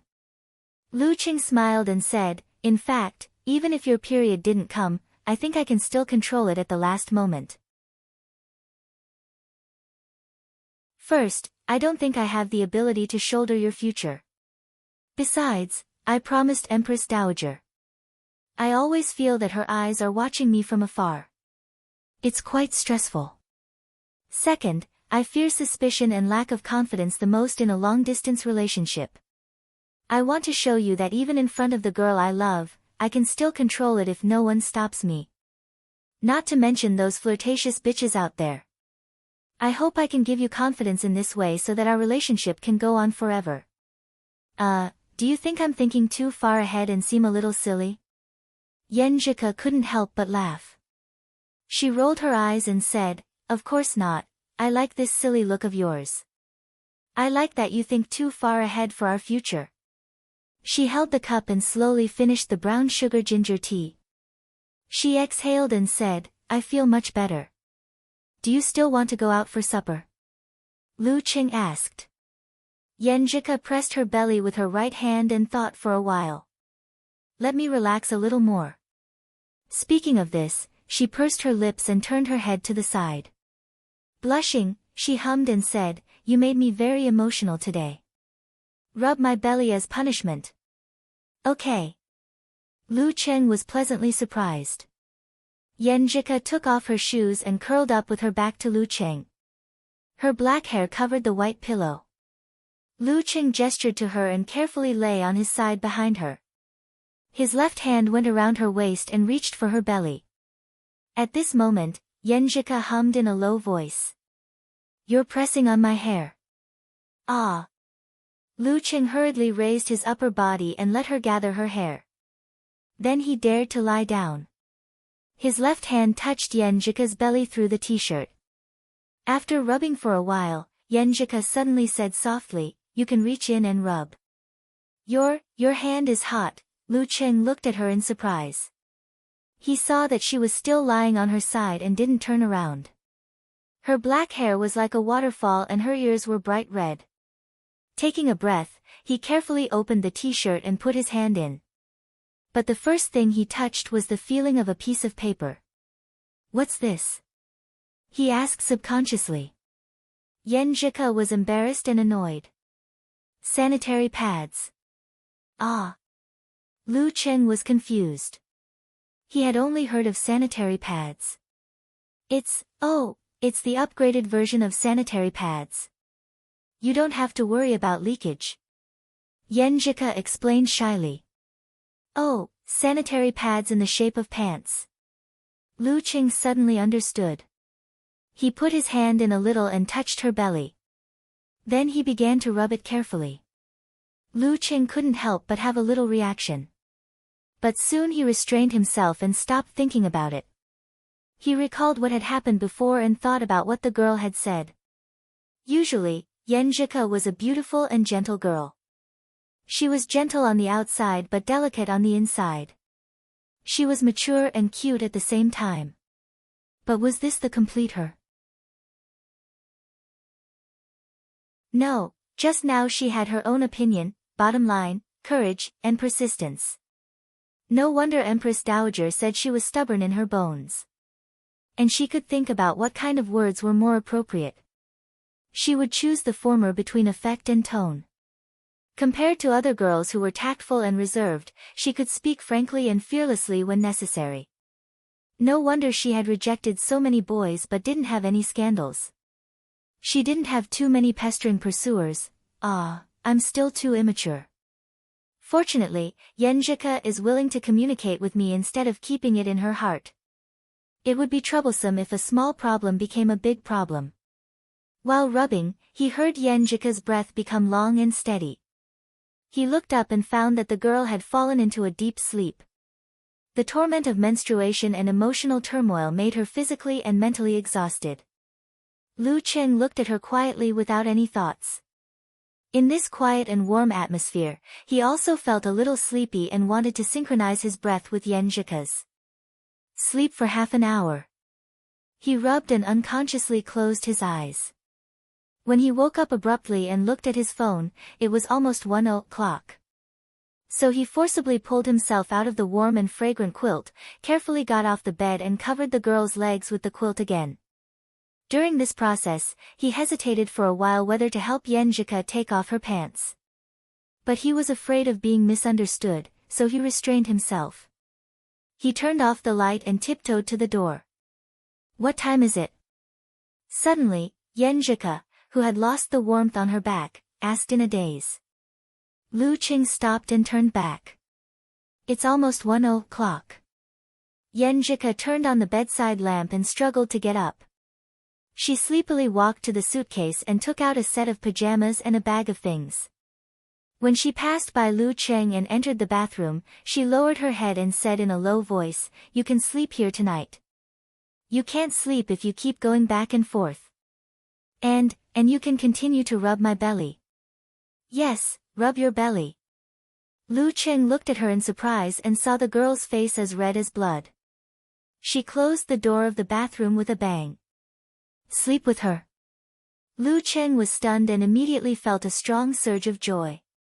Although he couldn't do anything, he always felt that it was very good. Yenjika changed into her underwear, washed her face and brushed her teeth. She walked out of the bathroom and didn't dare to look at Lu Cheng. "Go wash up. It stinks." Lu Cheng laughed and cleaned himself up after a while. When he returned to the room, Yenjika was lying on her side again with her back to him. Her body was completely buried in the quilt. Her black hair was like a cloud, setting off her small oval face. Under the dim bedside lamp, everything was so warm. Lu Cheng held his breath and came to the bedside. He hesitated for a while whether to take off his pants. But in the end, he carefully took them off, pulled the quilt and got in. A burst of fragrance hit him. He took a breath and lay down cautiously. Then he heard the girl moan again. You are pressing on my hair. This. Lu Cheng was confused. Why does this always happen? In the future, when we vote for the most words between a man and a woman lying on the bed, if the woman has long hair, I will definitely choose, you are pressing on my hair. He raised his upper body again and tucked Yan Zhika's hair back. Then he turned off the bedside lamp and lay on his side. He put his left hand around her waist and stretched it to the same place, continuing to massage. Under the quilt, the girl's thin pajamas assaulted him. Lu Cheng couldn't help but have a reaction again. I will hold it back. It's instinct. Lu Cheng felt the girl's body stiffen and hurriedly explained. Yan Zhika didn't turn around and said in the quilt, I believe you, I believe you.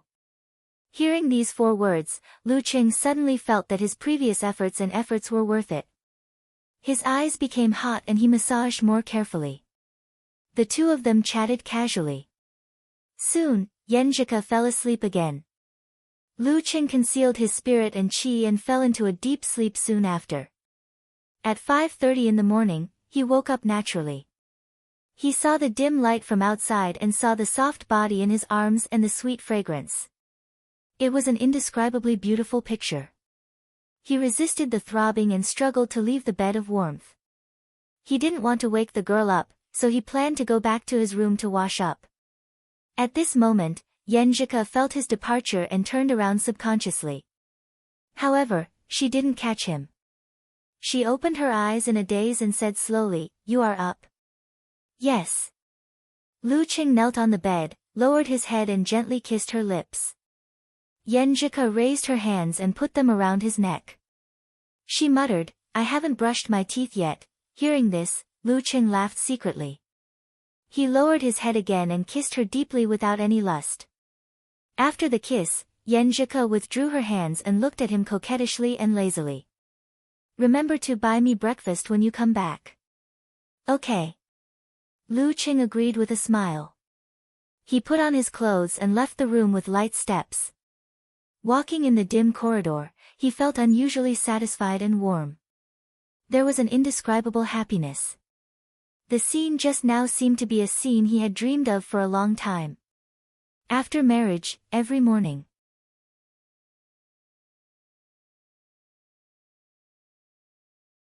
Chapter 194. Back in his room, Lu Cheng put on the navy blue Longhu Club martial arts suit and put in his cell phone and room card. When he was about to go out, he turned around and walked to the bed. He took out his wallet, took out 2 $100 notes and put them together with the room card. Although it was convenient to pay by mobile phone and sometimes it didn't matter if he didn't carry money, he was traveling and didn't know what was going on. It was better to carry some money in case of an accident.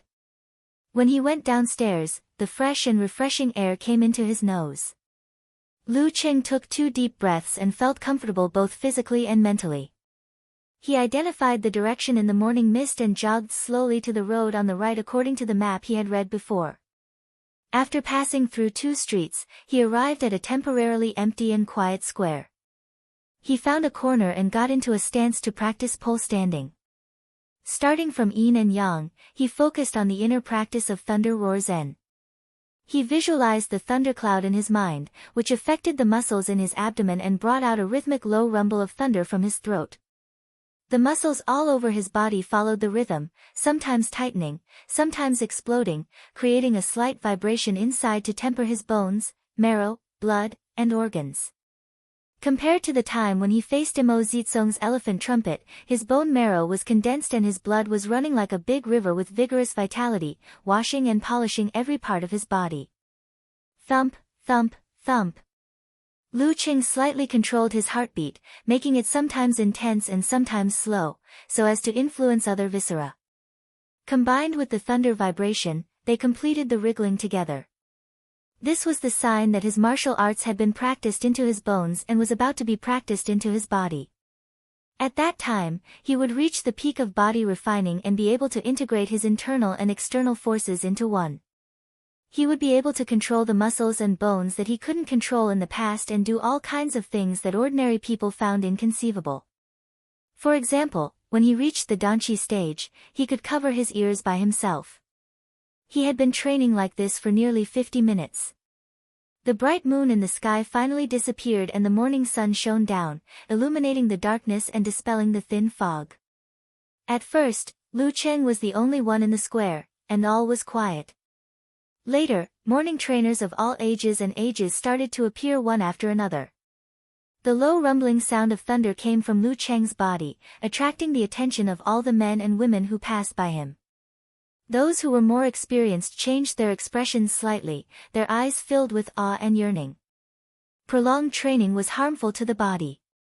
The sound of blood flowing in Lu Cheng's body gradually slowed down. His wriggling abdomen also gradually stopped. In the beginning, he could only train for 20 minutes.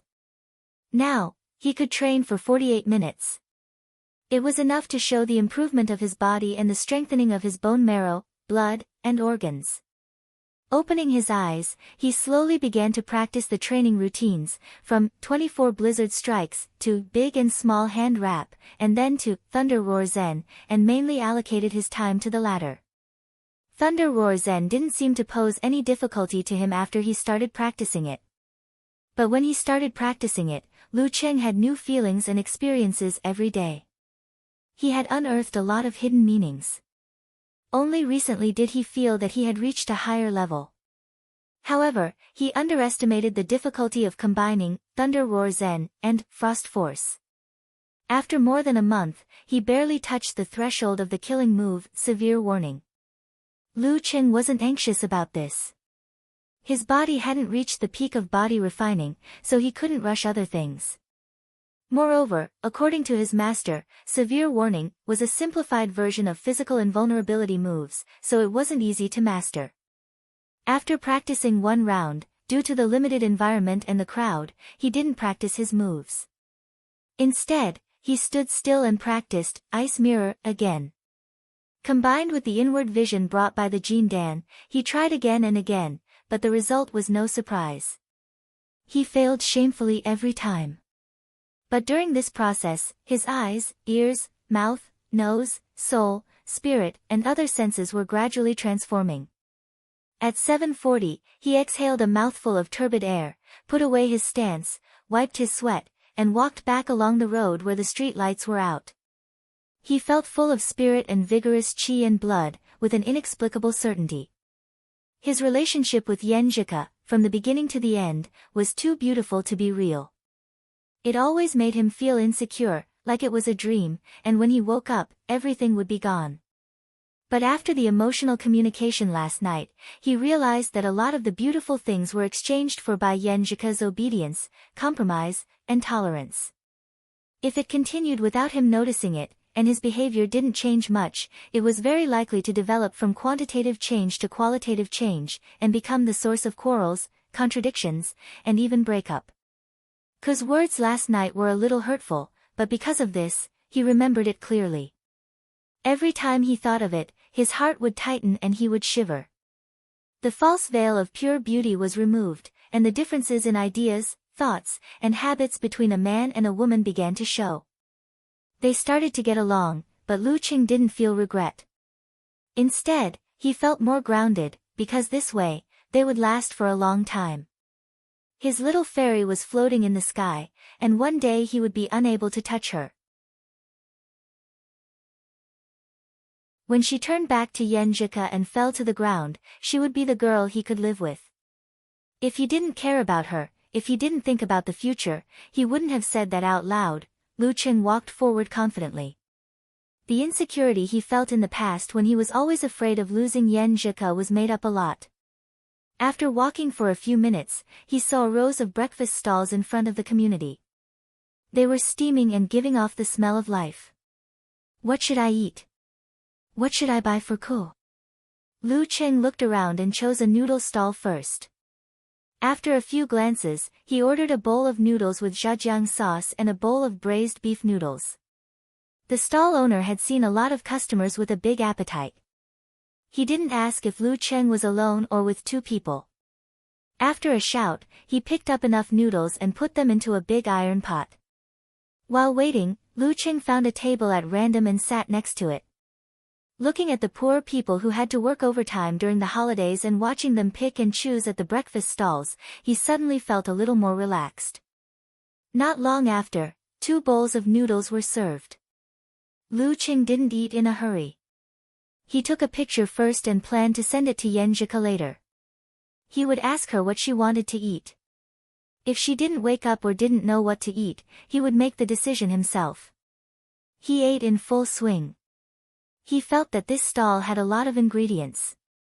The stewed beef was very soft, and the sauce was very fragrant. Except for the quality of the noodles, it was good. He finished the 2 bowls of noodles quickly.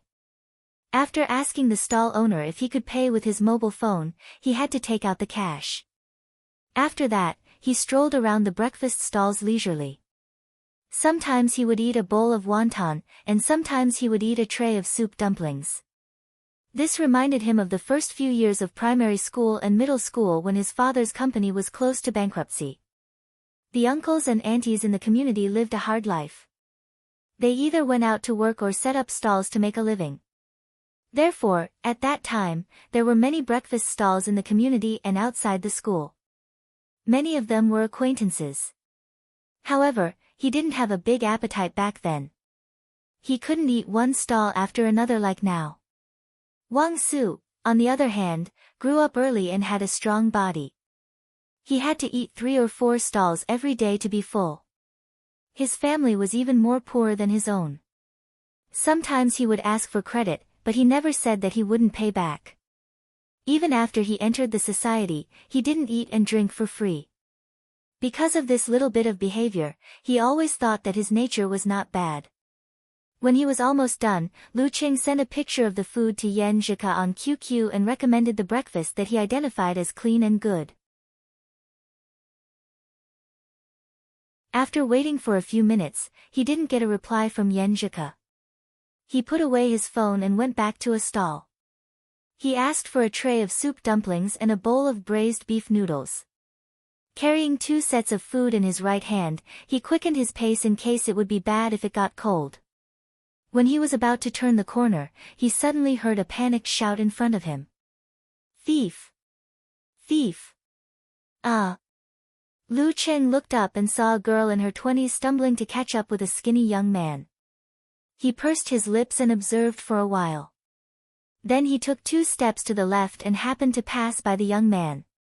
Then he quietly stretched out his foot to the side. Thump!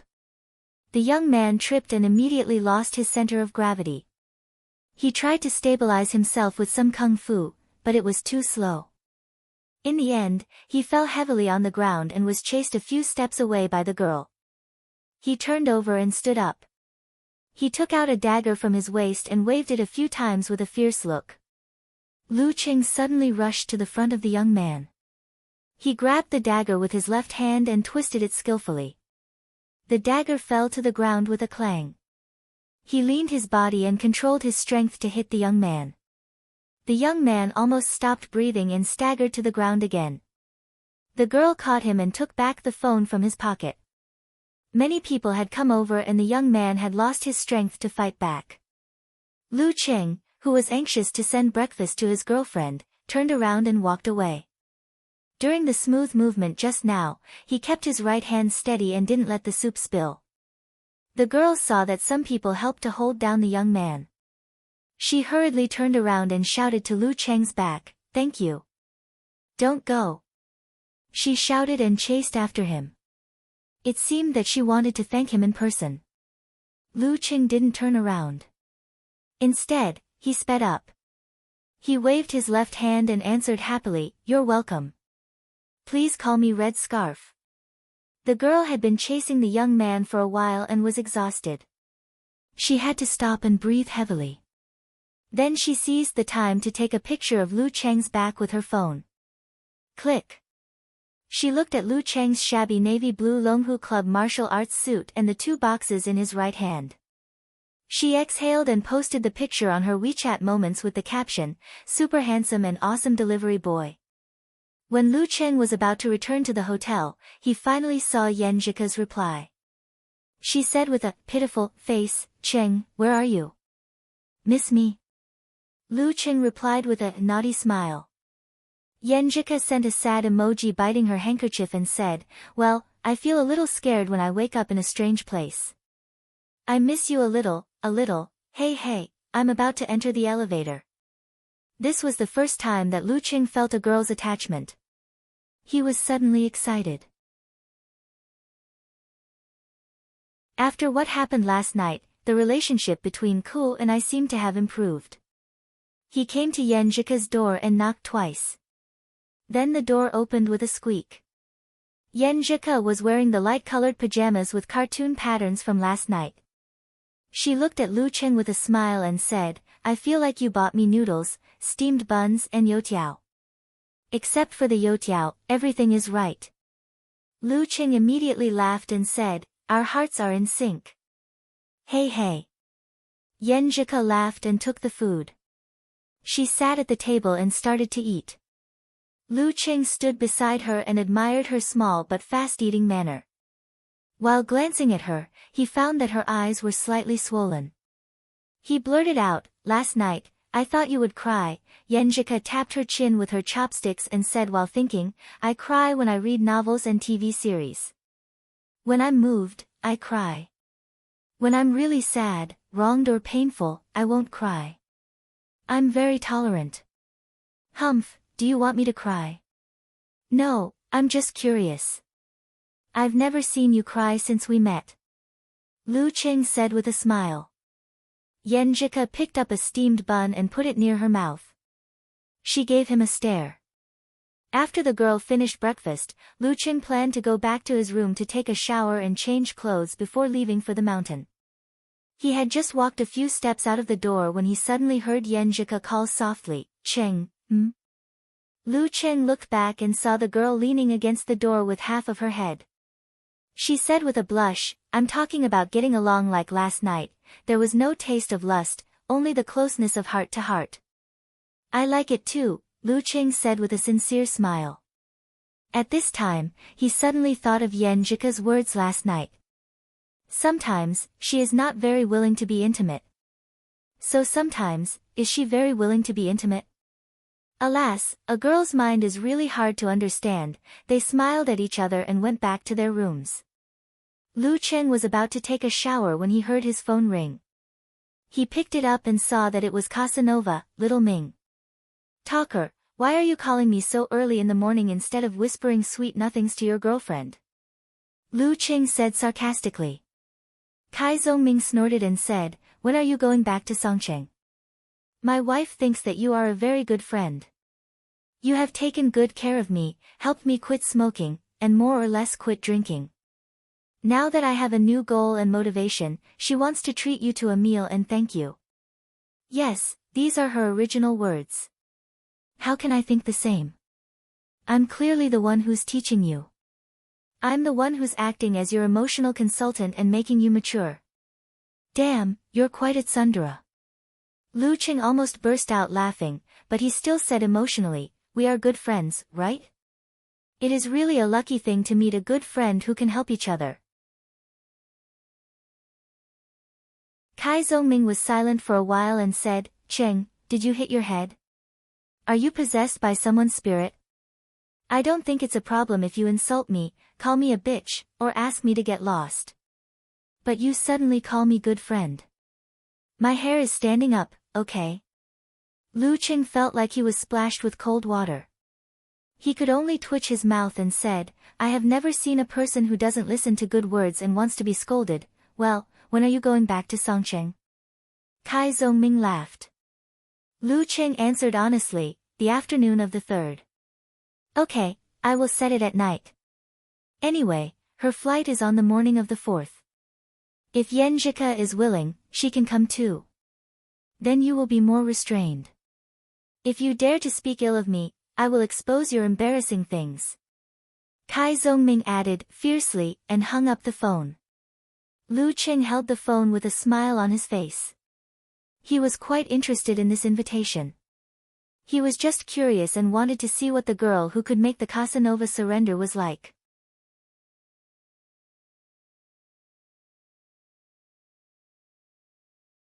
Chapter 195. After a shower, Lu Qing changed into a white t-shirt, jeans, and dark blue sneakers. He looked in the mirror and thought he was not handsome, but he was clean and energetic, warm and confident. There was also a vigorous and high-spirited aura between his eyebrows. The latter was the result of reaching the peak of body refining and the vigorous qi and blood to a certain extent. I wonder if I'll wear matching outfits with Ko. He brushed his hair and smiled to himself. He was about to go out, but after thinking for a while, he turned back and took out a thin jacket from his backpack. Although he was full of vigor and wasn't afraid of the temperature difference on the mountain, it was a burden to carry a jacket. However, Ko was in the middle of her period. She was weak and cold. When they reached the glass bridge, she might feel cold in the strong wind blowing through the canyon. At that time, this jacket would come in handy. Well, it's better to be prepared for anything. Knock, knock, knock. He knocked on the girl's door. It didn't take long for Yenjika to pull open the door. Wait for a while. She seemed to feel that this was against her principle of not letting people wait, so she added, I don't look good. I have to do something to my face. It was her first trip with her boyfriend, so there must be something like taking photos. She couldn't be careless. Okay. Lu Qing walked in with a smile and stood at the door of the bathroom. He watched her apply the cream on her face and found that her face was indeed pale because of blood loss. What are you looking at? Go sit in the room. Yenjika said coquettishly. I've never seen it before. I always feel that it's a very complicated and magical skill. Lu Qing said with a smile. He never paid attention to whether his mother would apply cream or not. Isn't that a little unfilial? Yenjika pinned her hair to one side with a hairpin, which looked very cute. She glanced at her boyfriend and said, I only know a little. Every time my mother taught me, I didn't pay much attention. It's hard to give up on a natural beauty. Lu Qing said half jokingly and half sincerely. Yenjika smiled and showed her dimples. She didn't say anything but felt a little proud. She seemed to feel that her boyfriend's praise came from the heart. Only then did Lu Qing notice that his girlfriend was also wearing a white t-shirt and jeans, but she was wearing white sneakers. The letters on her t-shirt had also changed from yesterday's letters to today's black pattern. We're going to wear couple outfits, he said in surprise. This was exactly what he had expected. Was this what it meant to have a tacit understanding of each other? I noticed it a long time ago. You didn't realize it until we opened the door. Yenjika replied in a light tone. She didn't want to continue the topic of matching outfits. Didn't I care about your complexion first?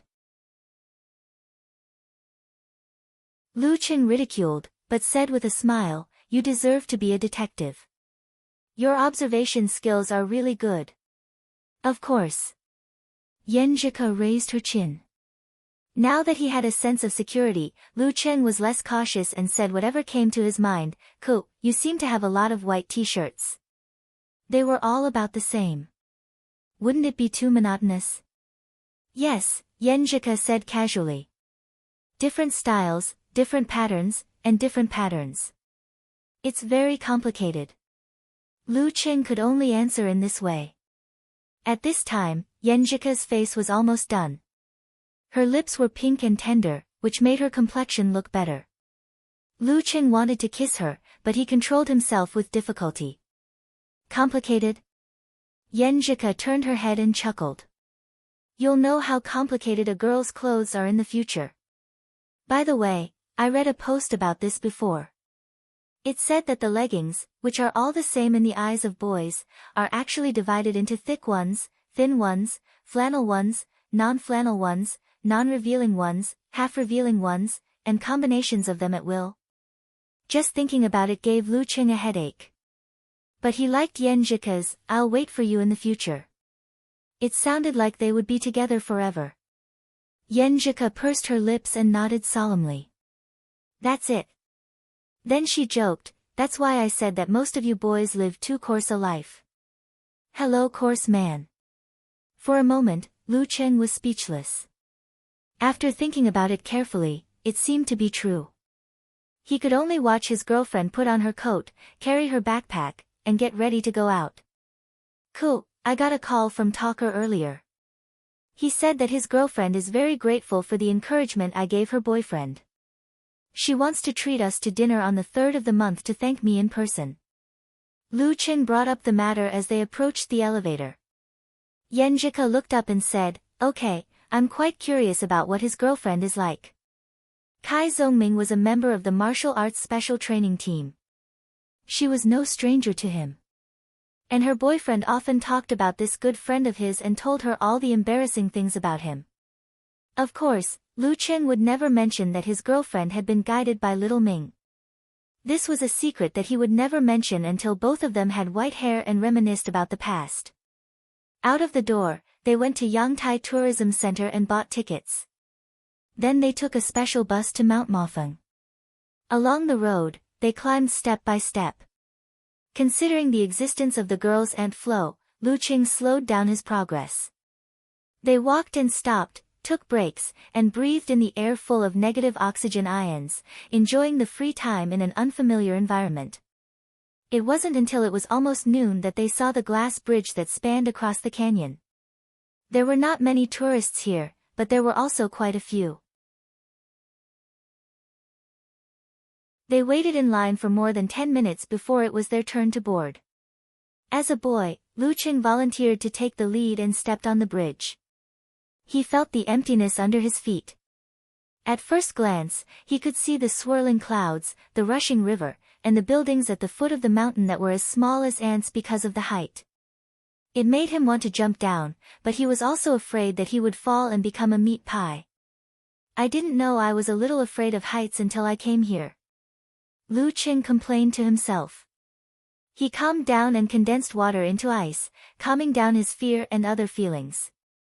Looking at the tourists around him who were trembling and didn't dare to move forward, and at the men and women who were holding on to the railings on both sides, he felt a little funny. He turned back and reached out his hand to Yenjika, wanting to pull her up and be ready to protect his girlfriend. Will Yenjika tremble and her legs go soft? Or will she scream and not dare to move?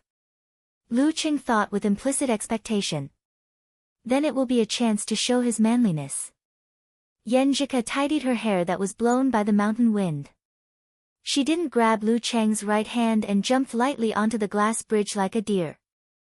Then she looked down with interest. She walked back and forth a few steps and looked at Lu Cheng with a little excitement. "It's very interesting." Lu Cheng was stunned and blurted out, "Yenjika, aren't you afraid?" "Not at all." Yenjika shook her head proudly and then looked at the frightening scenery under her feet. She explained, "Maybe it's because I was very weak when I was young. I often got sick and always felt that I would die soon. At that time I was very fond of imagining things. After I got used to it, I felt that there was nothing to be afraid of about death. I often thought that if I died at the most brilliant time of my life, I would have no regrets." As she spoke, she put away her feelings and said with a smile, "If you're not even afraid of death, why would you be afraid of heights?" As soon as she finished speaking, she heard Lu Qing say in a weak voice, "Coach Yen, you're right. So, can you give me a hand?" "Huh?" Yenjika looked up and saw Lu Qing holding on to the railing beside him. His legs were weak and his body was trembling. "No way. Cheng is so afraid of heights." Yenjika resisted the urge to burst into laughter. When she was about to walk over and reach out her hand, she saw Lu Qing suddenly stand up straight and smile as usual. "I'm kidding." Seeing Yenjika's fearless side, he felt that this girl was very cute and pitied her. He wanted to use this to dissolve the atmosphere just now. If it wasn't for traveling and being in a strange place, it would be a long time before he could see Yenjika like this. Of course, he was a little afraid of heights. Yenjika finally couldn't help laughing. She covered her mouth and laughed for a while. In the end, she felt relaxed and her eyes twinkled. "Cheng, in fact, I especially liked the scared look on your face when you were waiting for me to save you. This will give this hero a sense of accomplishment." Lu Qing hurriedly crossed his arms and pretended to be a good man who was being teased. He shivered and said, "Then come and save me quickly."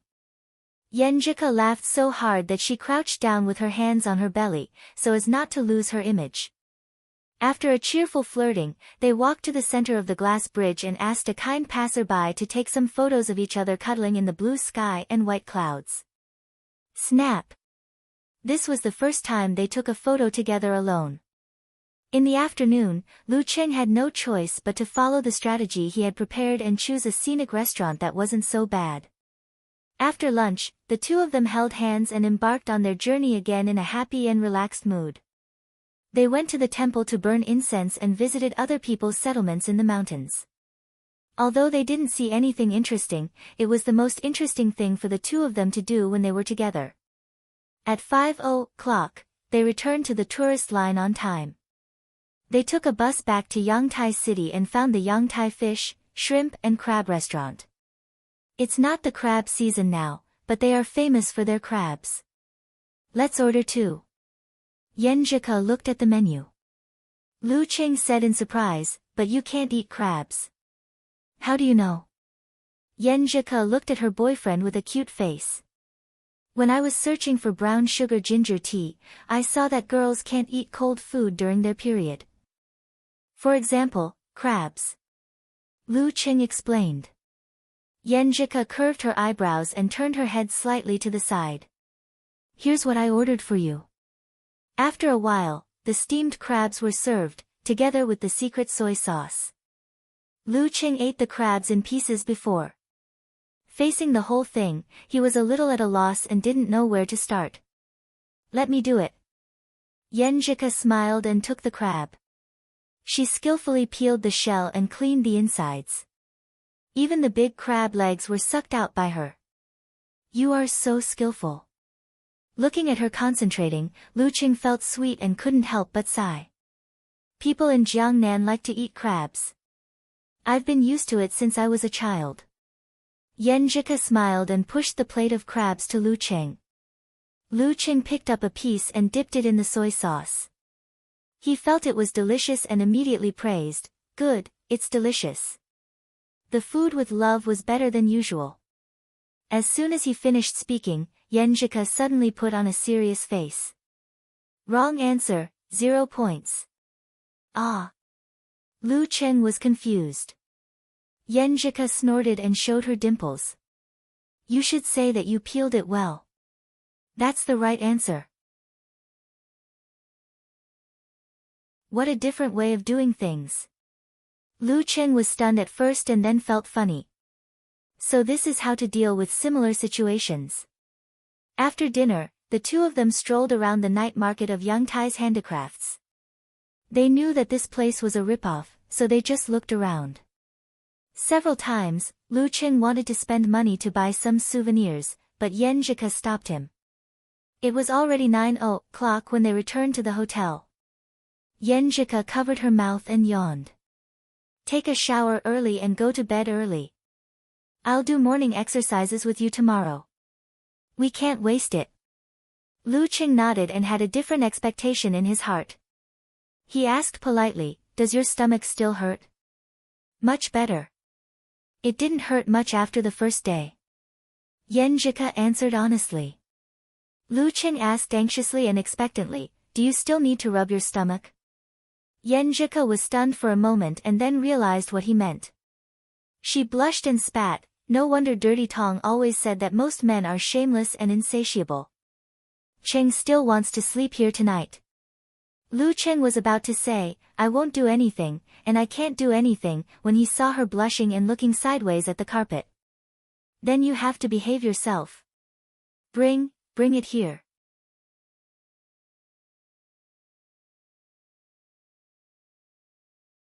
Chapter 196. Ah. Lu Qing was confused.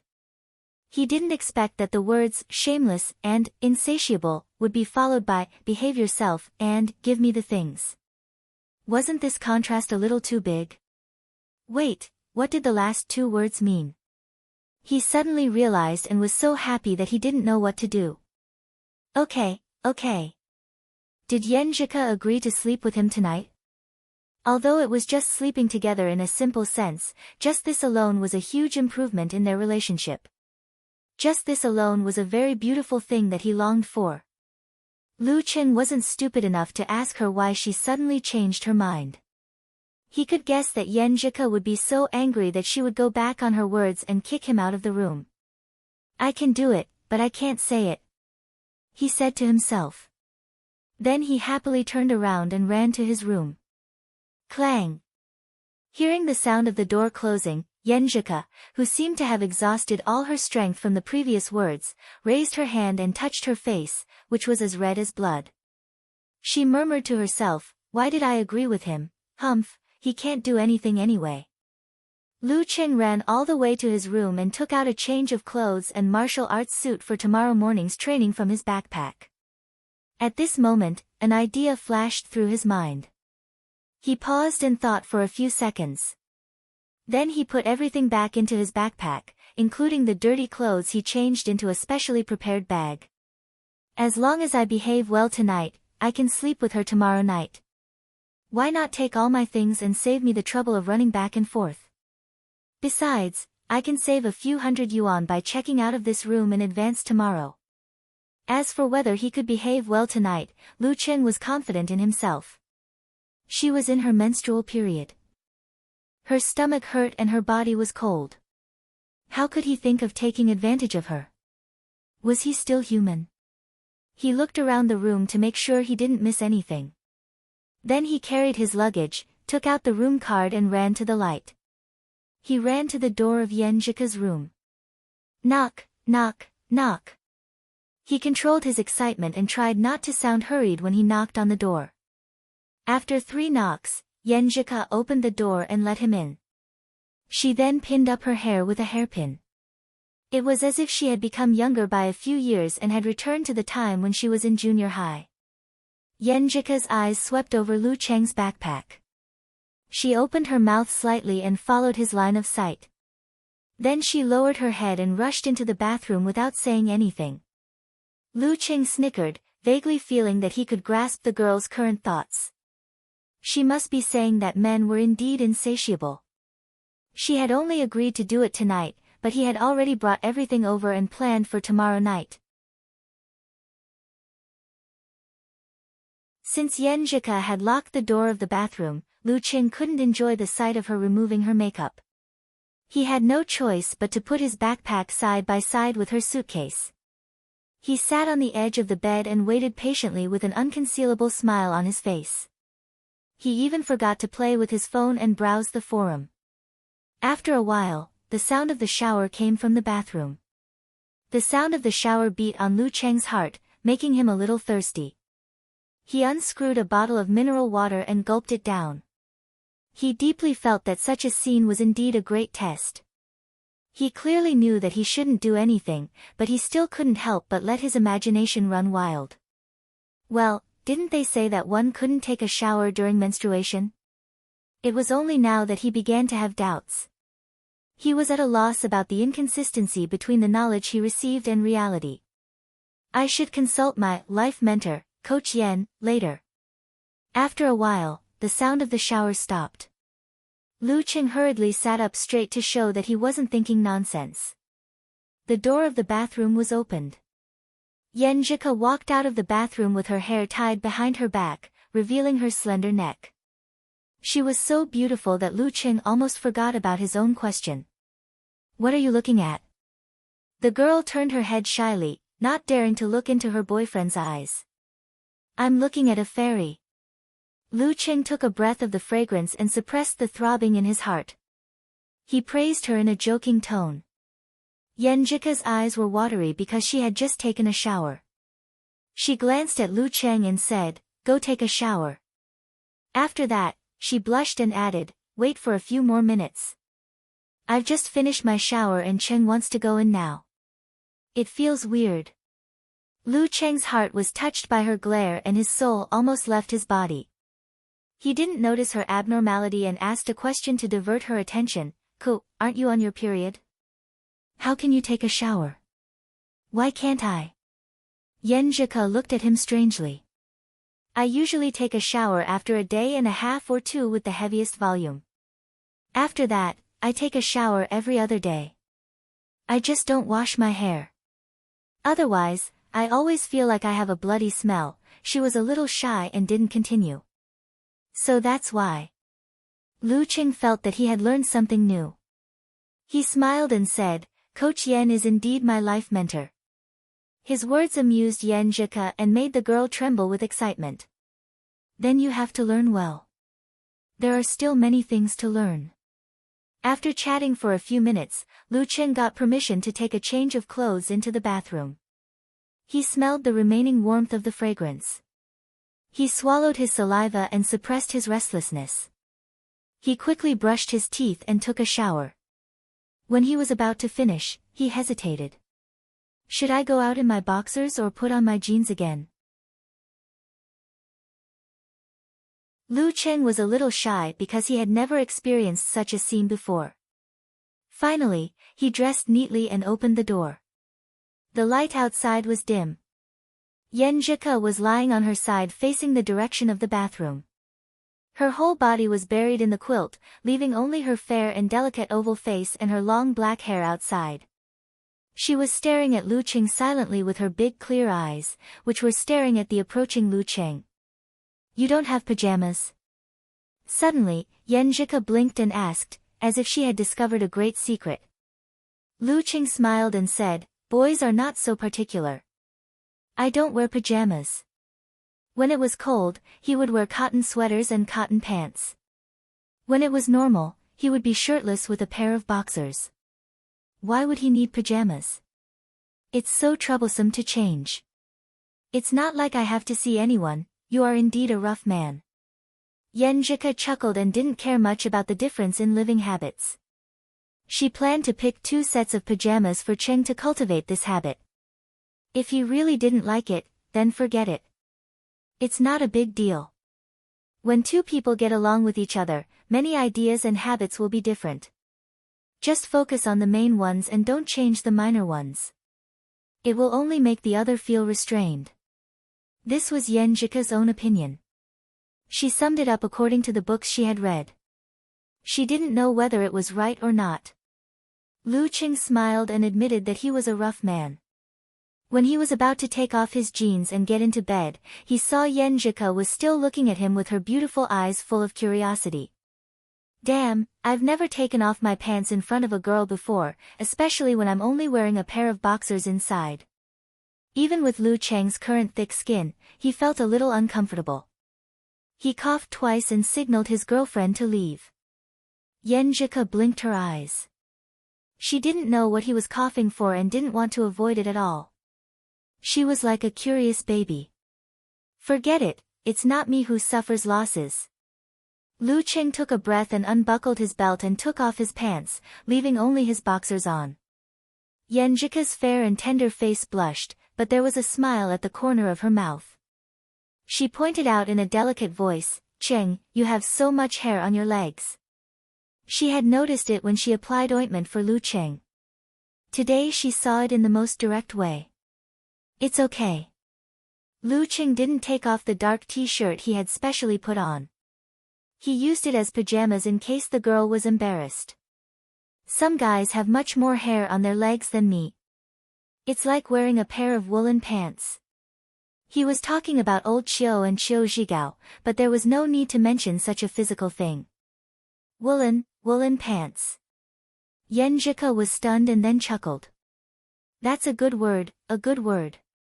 Lu Qing shamelessly jumped to the bed with bare legs. He pulled the quilt, got in and leaned on the girl. Take off your hairy legs. Yan Zhike scolded him and asked him to lie down. She put her little feet on his legs and put her hands under his t-shirt on his stomach. The cold and smooth touch made Lu Qing restless. Plus, it was the girl who took the initiative. He swallowed hard and said, Ku, what are you doing? Aren't you going to warm my hands and feet? Yan Zhike opened her eyes and looked at Lu Qing innocently. You promised to warm my hands and feet in the daytime when you knew a girl's hands and feet would be cold during her period. Lu Qing turned his head and saw the girl's clear and pure eyes. He took a breath and said, I feel cold all of a sudden. Hey, are you cold? Yan Jika's right hand slid on Lu Cheng's stomach. Your abs are very obvious. Somehow, Lu Qing thought of the famous overbearing CEO's line, Woman, you are playing with fire. Cool, I will have a reaction if you do this. He exhaled and reminded Yan Jika, in case she accidentally touched the symbol and misunderstood him. Yan Jika was shocked and withdrew her hands and feet. She looked at Lu Qing timidly and said, You will have a reaction like this? Well, I have a lot of qi and blood. Lu Qing found an excuse casually.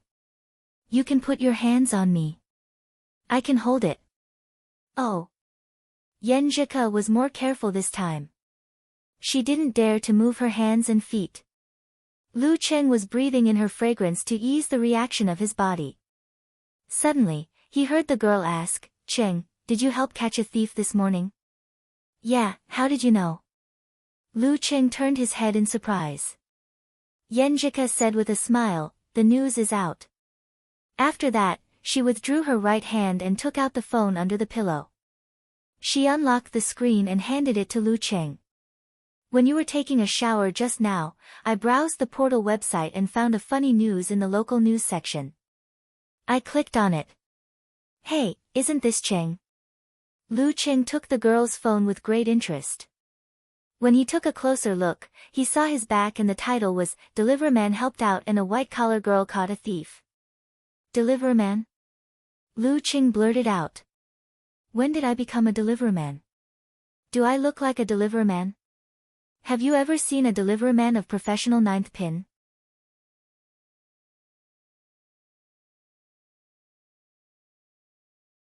Chapter 197. Lu Qing skimmed through the news and found that it had basically reconstructed what had happened, except that he was described as a delivery boy. Since it was a local news, there were only a few comments, and most of them were IP fans. Which delivery boy is so awesome? A part-time martial arts disciple? I don't think so. Their delivery boys all have uniforms and logos. This one must be an employee of the restaurant. Beside him, Yan Jika buried half of her face in the pillow and punched the bed with her right fist. She said with a muffled laugh, Delivery boy. Delivery boy. Delivery boy. Lu Qing was both amused and helpless. Recalling that he was bringing breakfast for her, he exhaled and said, That's right, the delivery boy that belongs exclusively to you. Yan Jika's laughter suddenly became softer and stopped. She raised her head and looked at her boyfriend with misty eyes. Her lips opened and closed as she repeated Lu Cheng's words silently. My exclusive, delivery boy. Her eyes lit up little by little, like the dreamy starry sky at night. She looked at Lu Cheng, wanting to say something but feeling shy. All of a sudden, Lu Cheng felt that the sound of the cars on the road and the voices of the pedestrians on the street were all taken away. The surroundings became unusually quiet.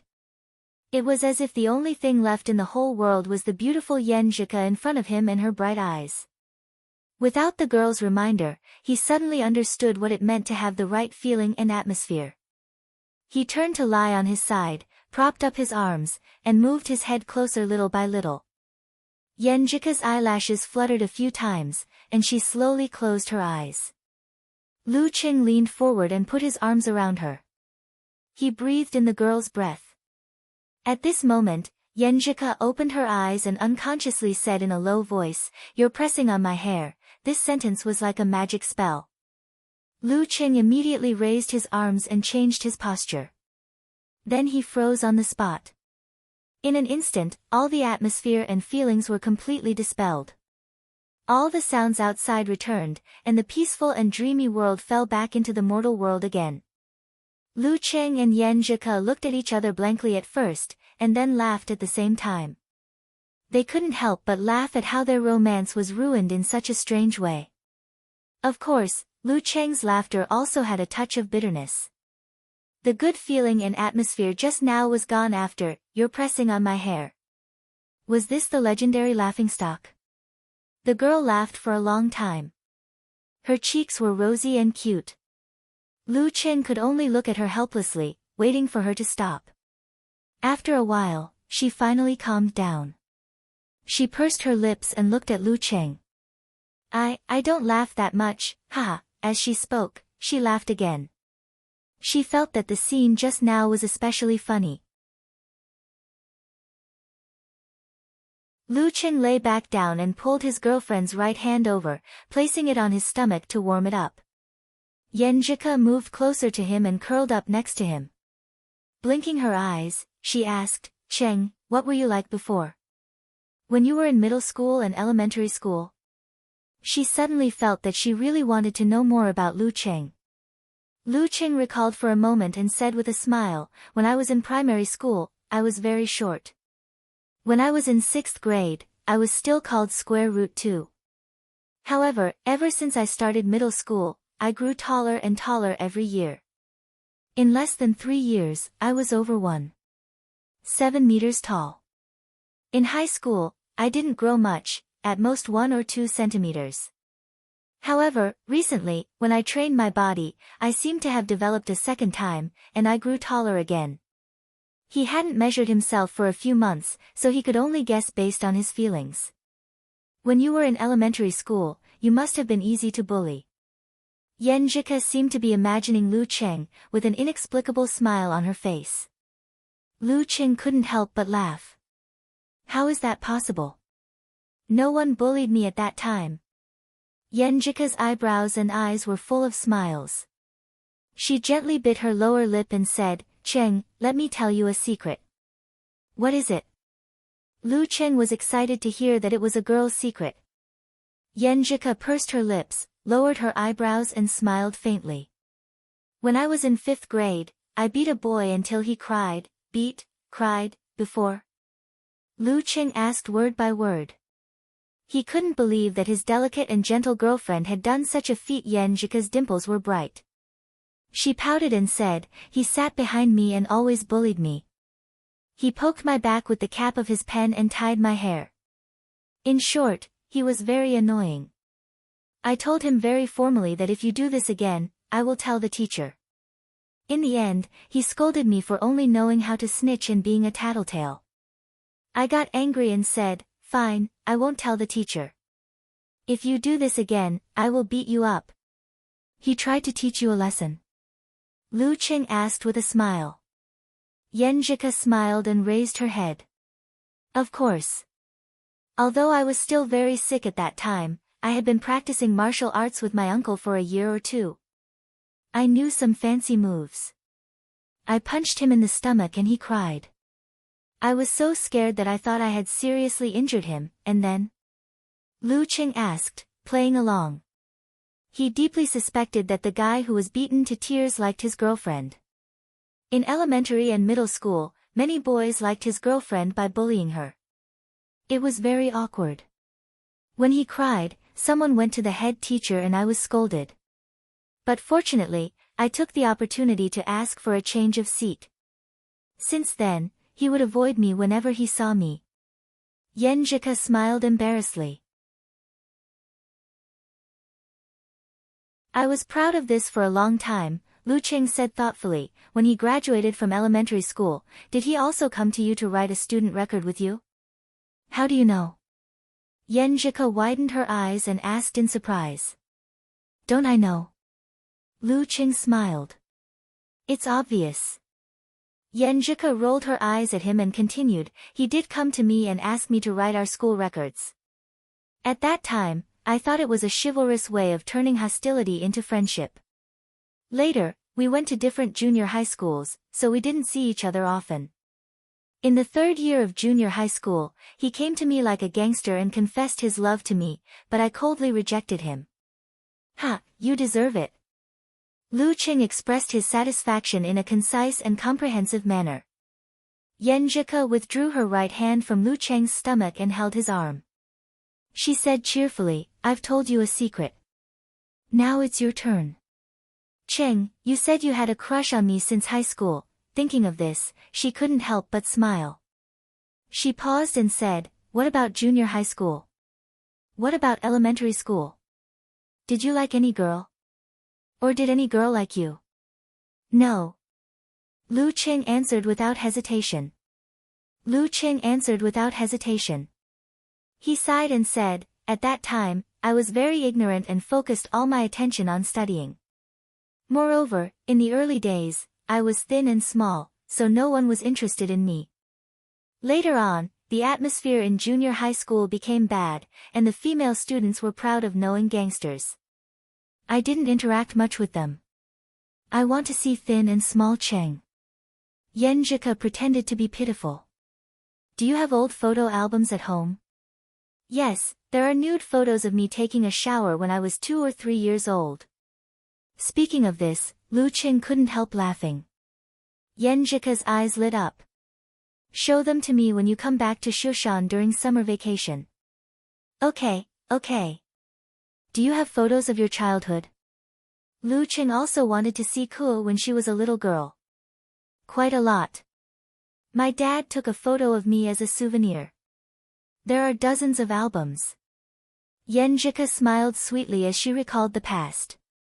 They talked about the past, exchanged secrets, and talked about their hearts.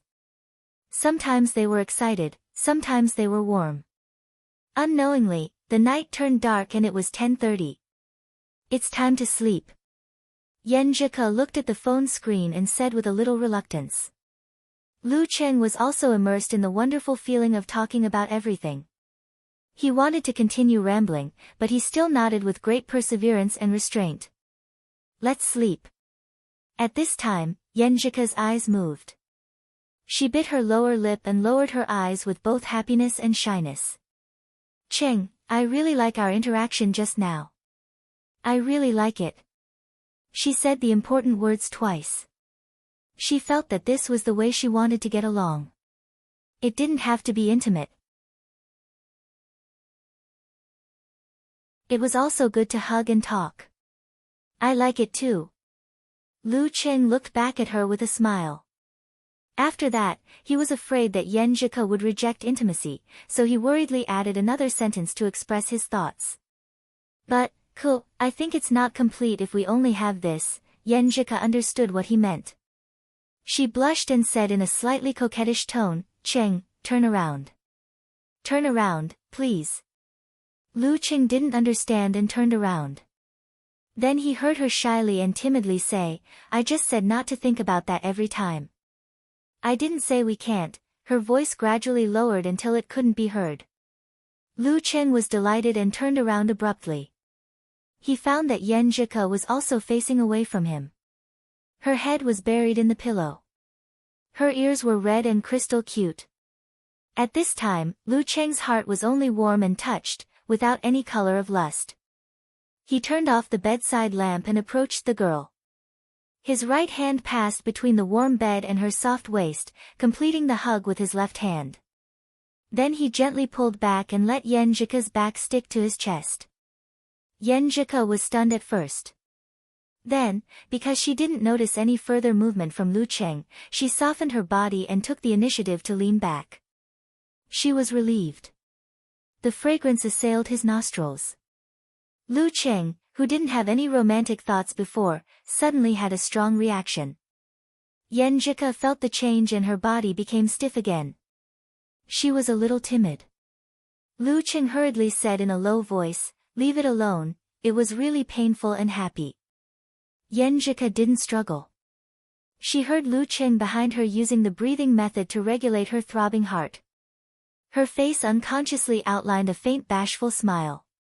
She thought to herself, Cheng, there's something I'm embarrassed to say just now, sometimes I also like the intimacy between us. I like the way you are full of desire for me. She took a breath and leaned her back a little closer to Lu Cheng's chest. Feeling the warm contact, she smiled like a flower and said, Cheng, good night.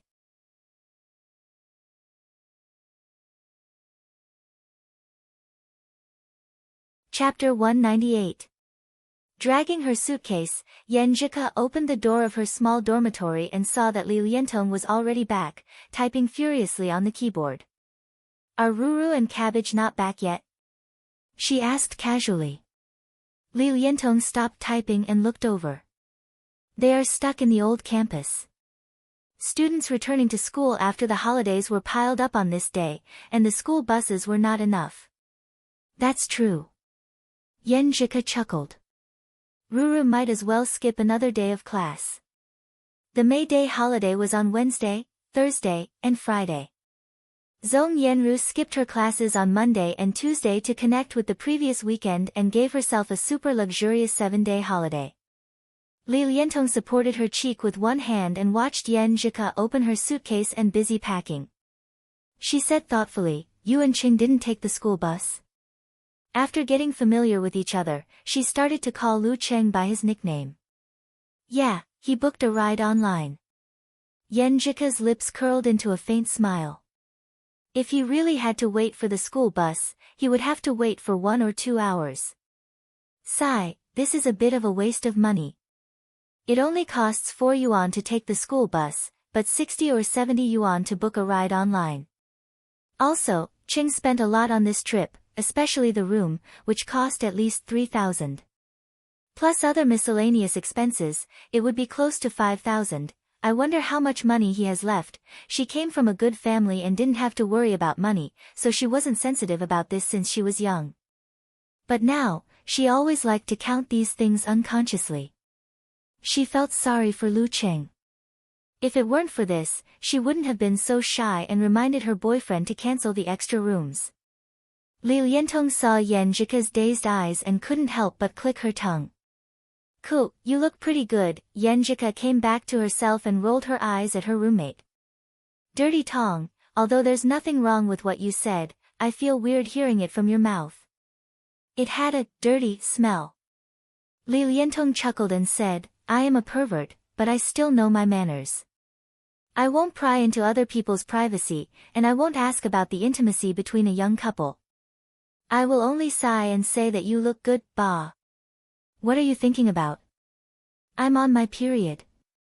Yen Jika suddenly realized and glared at Dirty Tong with shame and annoyance. Li Liantong spread her hands and said with a smile, "Naive. Menstruation can block one thing, but it can't block other things. As long as a man is lustful, what kind of tricks can't he play? For example. Even if Li Liantong didn't say it out loud, Yen Jika was also stunned. She felt that she and Cheng were still pure and good kids who couldn't think of so many dirty things. He had read a lot of romance novels, but he had always picked those that were very hazy and beautiful. After being stunned for a moment, she rubbed her forehead and said, "Dirty Tong, you've reached a new level of filth." Was this still a little girl who had never been in a relationship before? Li Liantong was not ashamed of this at all, but her expression became serious. "Cool, to be honest, I have to remind you of something." "What?" Yen Jika asked blankly. "If he doesn't have any reaction when you two are together, you have to be careful," Li Liantong said seriously. Yen Jika blushed and pouted playfully. "What have you been watching recently? It's so strange. Aren't they just some scumbags who hide their sexual orientation and cheat in marriage?" Li Liantong sighed and winked deliberately. "Look at your red face, I guess you don't need to worry about this." "Yes," Yen Jika answered quietly. Cheng not only had a reaction, but it was so strong that they almost quarreled because of it. She was too embarrassed to continue this topic, so she sorted out the clothes that needed to be washed and began to choose what to wear for the evening. "Do you two have to be so intimate? You just came back, and now you want to go out for a date?" Li Liantong was well versed in filth, but she didn't know enough about love. Yen Jika said with a smile, "His best roommate is treating us to dinner." "There are other girls?" Li Liantong walked to Yen Jika, as if she wanted to give her advice on what to wear. "Yes." Yen Jika smiled slightly. "No wonder." Li Liantong chuckled and looked up and down at her beautiful roommate. She suddenly sighed. "Cool, your collarbone is so beautiful. I'm so envious. I like your delicate collarbone. Your preferences are a bit strange." Yen Jika heard Dirty Tong mention this several times, but she couldn't help but feel strange every time. Li Liantong smiled. What's so strange about it? What's wrong with collarbone? In this world, there are people who are obsessed with hands, feet, legs, long hair, short hair, flat chest. It's normal that everyone is cute in some way. Then what kind of obsession am I? Yenjika suddenly thought of this question when she heard Dirty Tong's words. She thought about it carefully and felt that she didn't have any preferences. If she had to say, she would probably be obsessed with idiots, silly Cheng.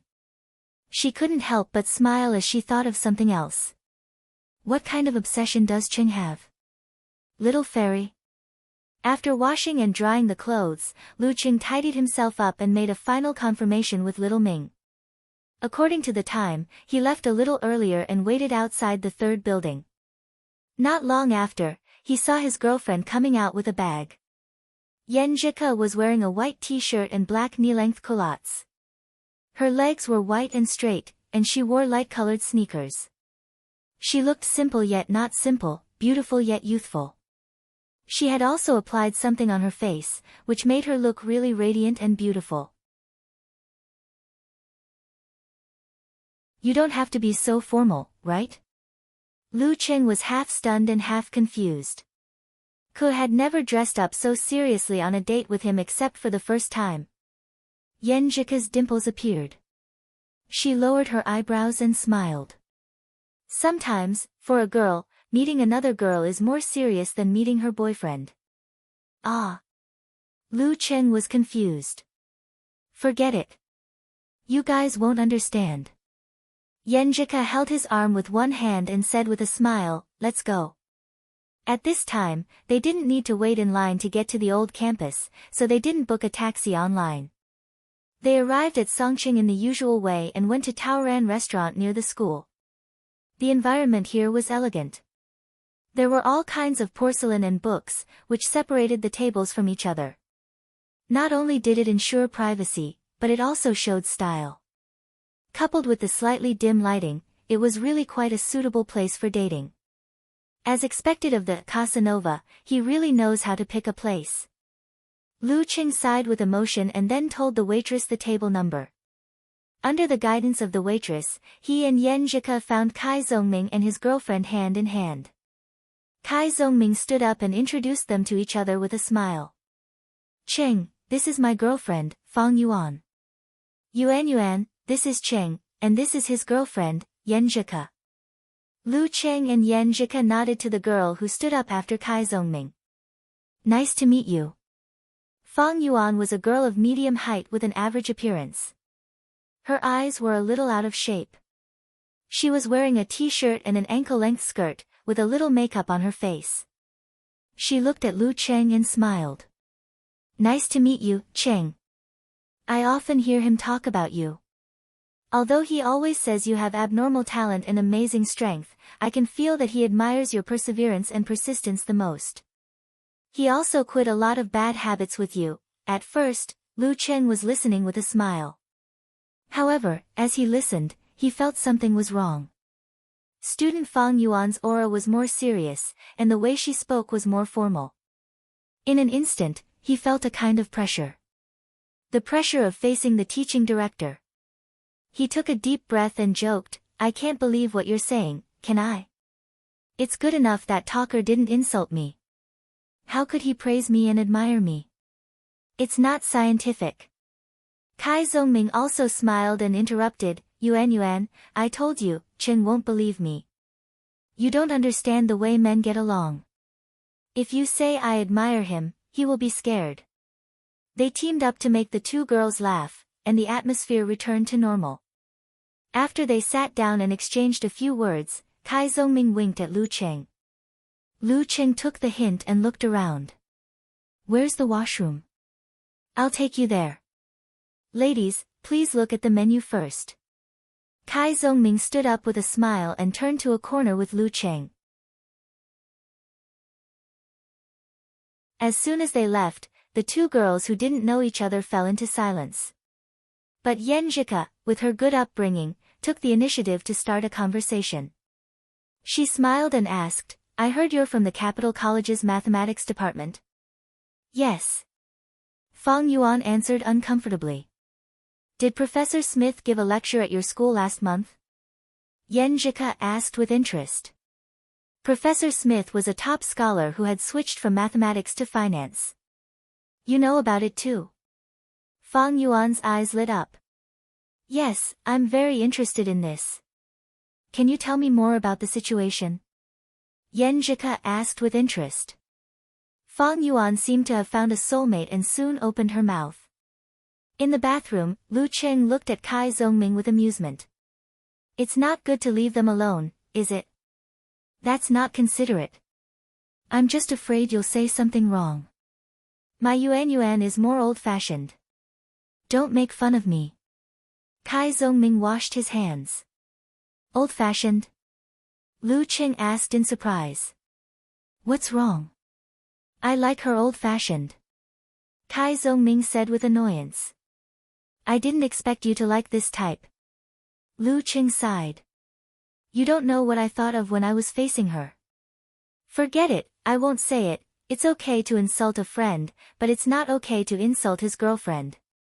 Kai Zhongming sighed and said, is it like facing the dean? Damn, you know. Lu Cheng looked at Casanova in surprise. We've been desk mates for many years. At first, I didn't think I'd like her at all. How could I like a serious, old-fashioned girl who likes to manage people? But then I fell for her unknowingly. Kai Zhongming recalled the past and didn't know whether to laugh or cry. Damn it, I hate my parents the most. I hate serious, old-fashioned people the most. But when I face her, it's like Sun Wukong in front of Buddha. I like her to manage me. I like her serious look. Lu Cheng was stunned. After a long time, he said, I didn't expect you to be like this, little Ming, you like this type. Does this count as Stockholm Syndrome? You're really like a pot and a lid. While talking, they returned to their seats and were surprised to see Yen Jika and Fang Yuan chatting happily. Kai Zhongming was stunned and said, I kind of regret letting you bring your girlfriend. Girls can pass information to each other when they're familiar with each other. Lu Cheng sucked in a breath of cold air. I regret it too. Shu Rui, who was dating her boyfriend, suddenly received a call from the director. You work overtime today and finish the interview with Lu Cheng. Broadcast it the day after tomorrow to coincide with the lottery ceremony. The director said concisely. Shu Rui felt the urge to smash the phone.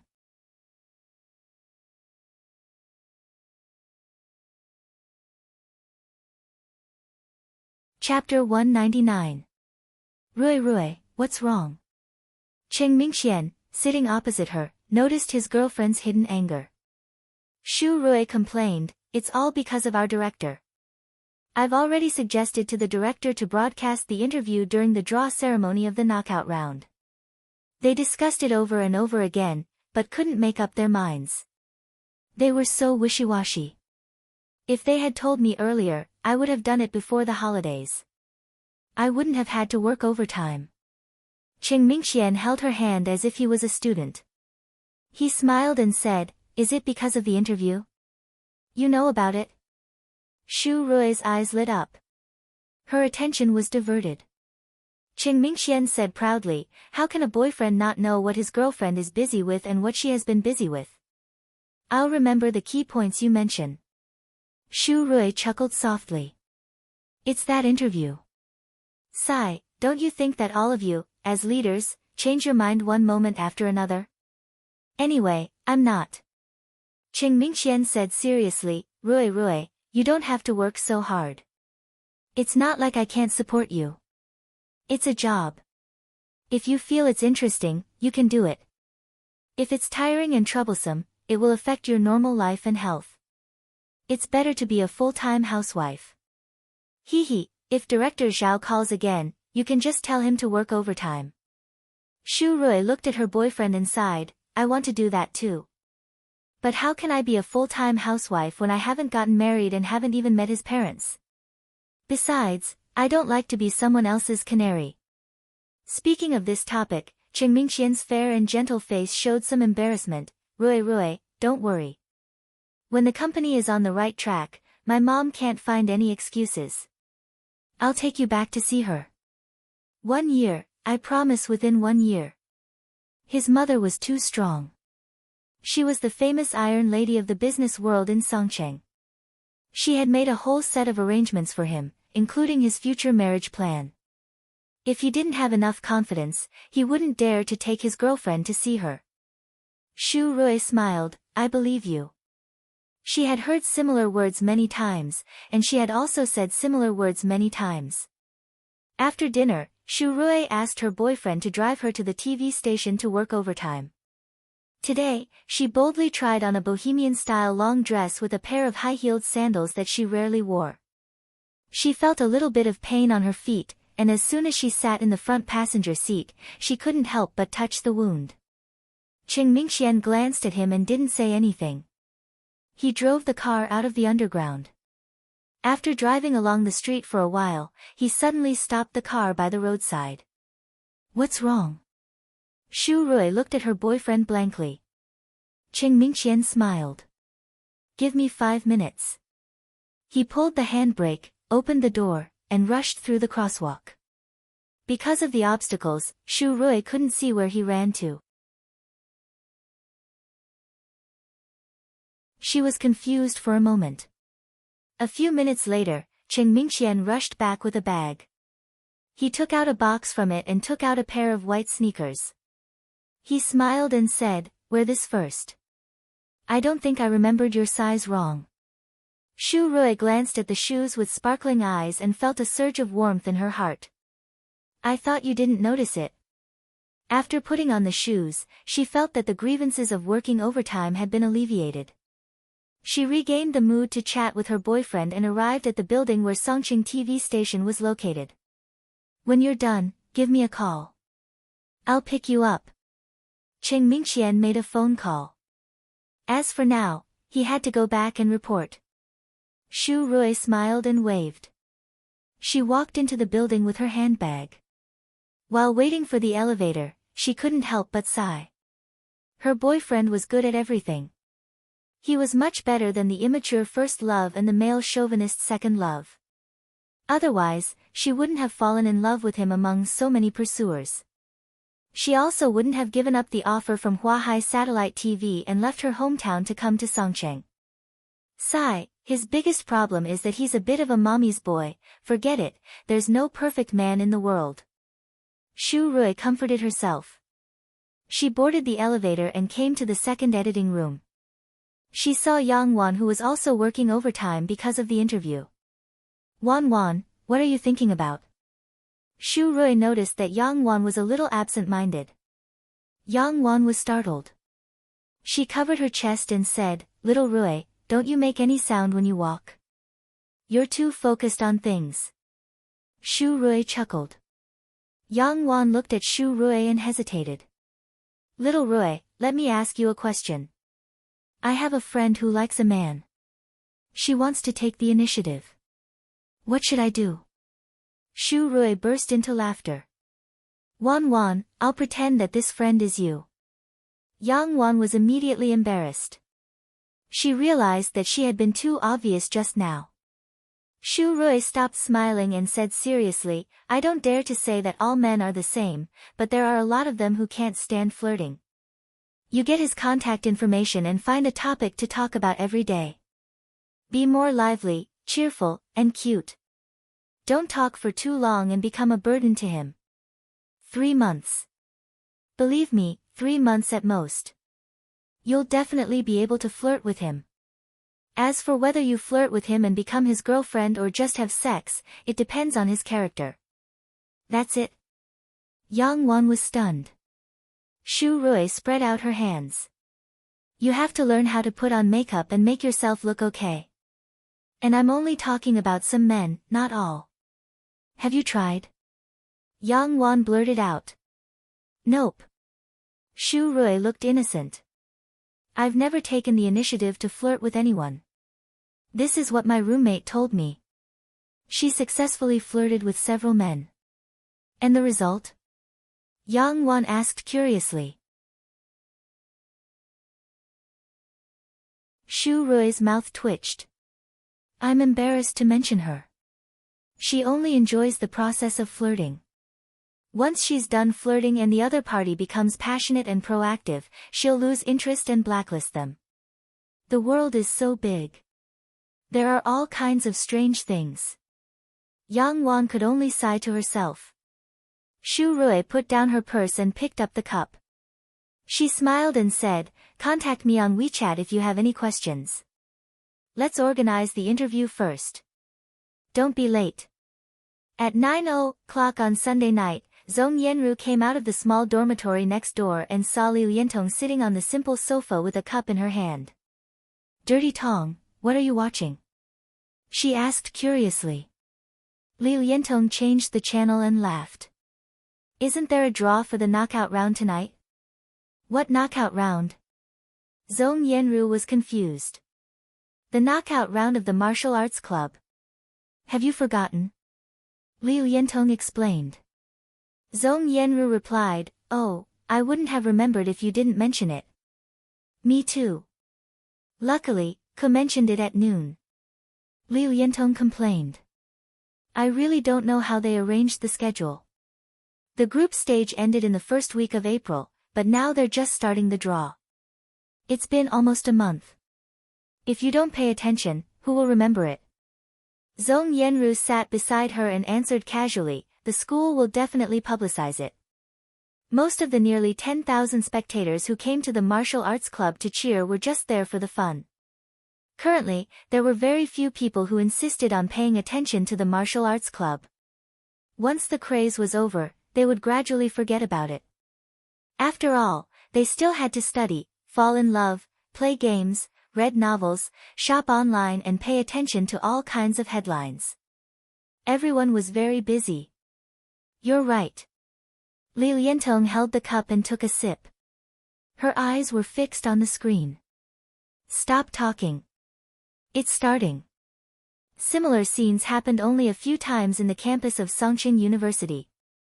Yan Shaoling and the other netizens of Lu Cheng's fan forum were already in full swing discussing it, praying that they wouldn't be drawn against those particularly strong teams.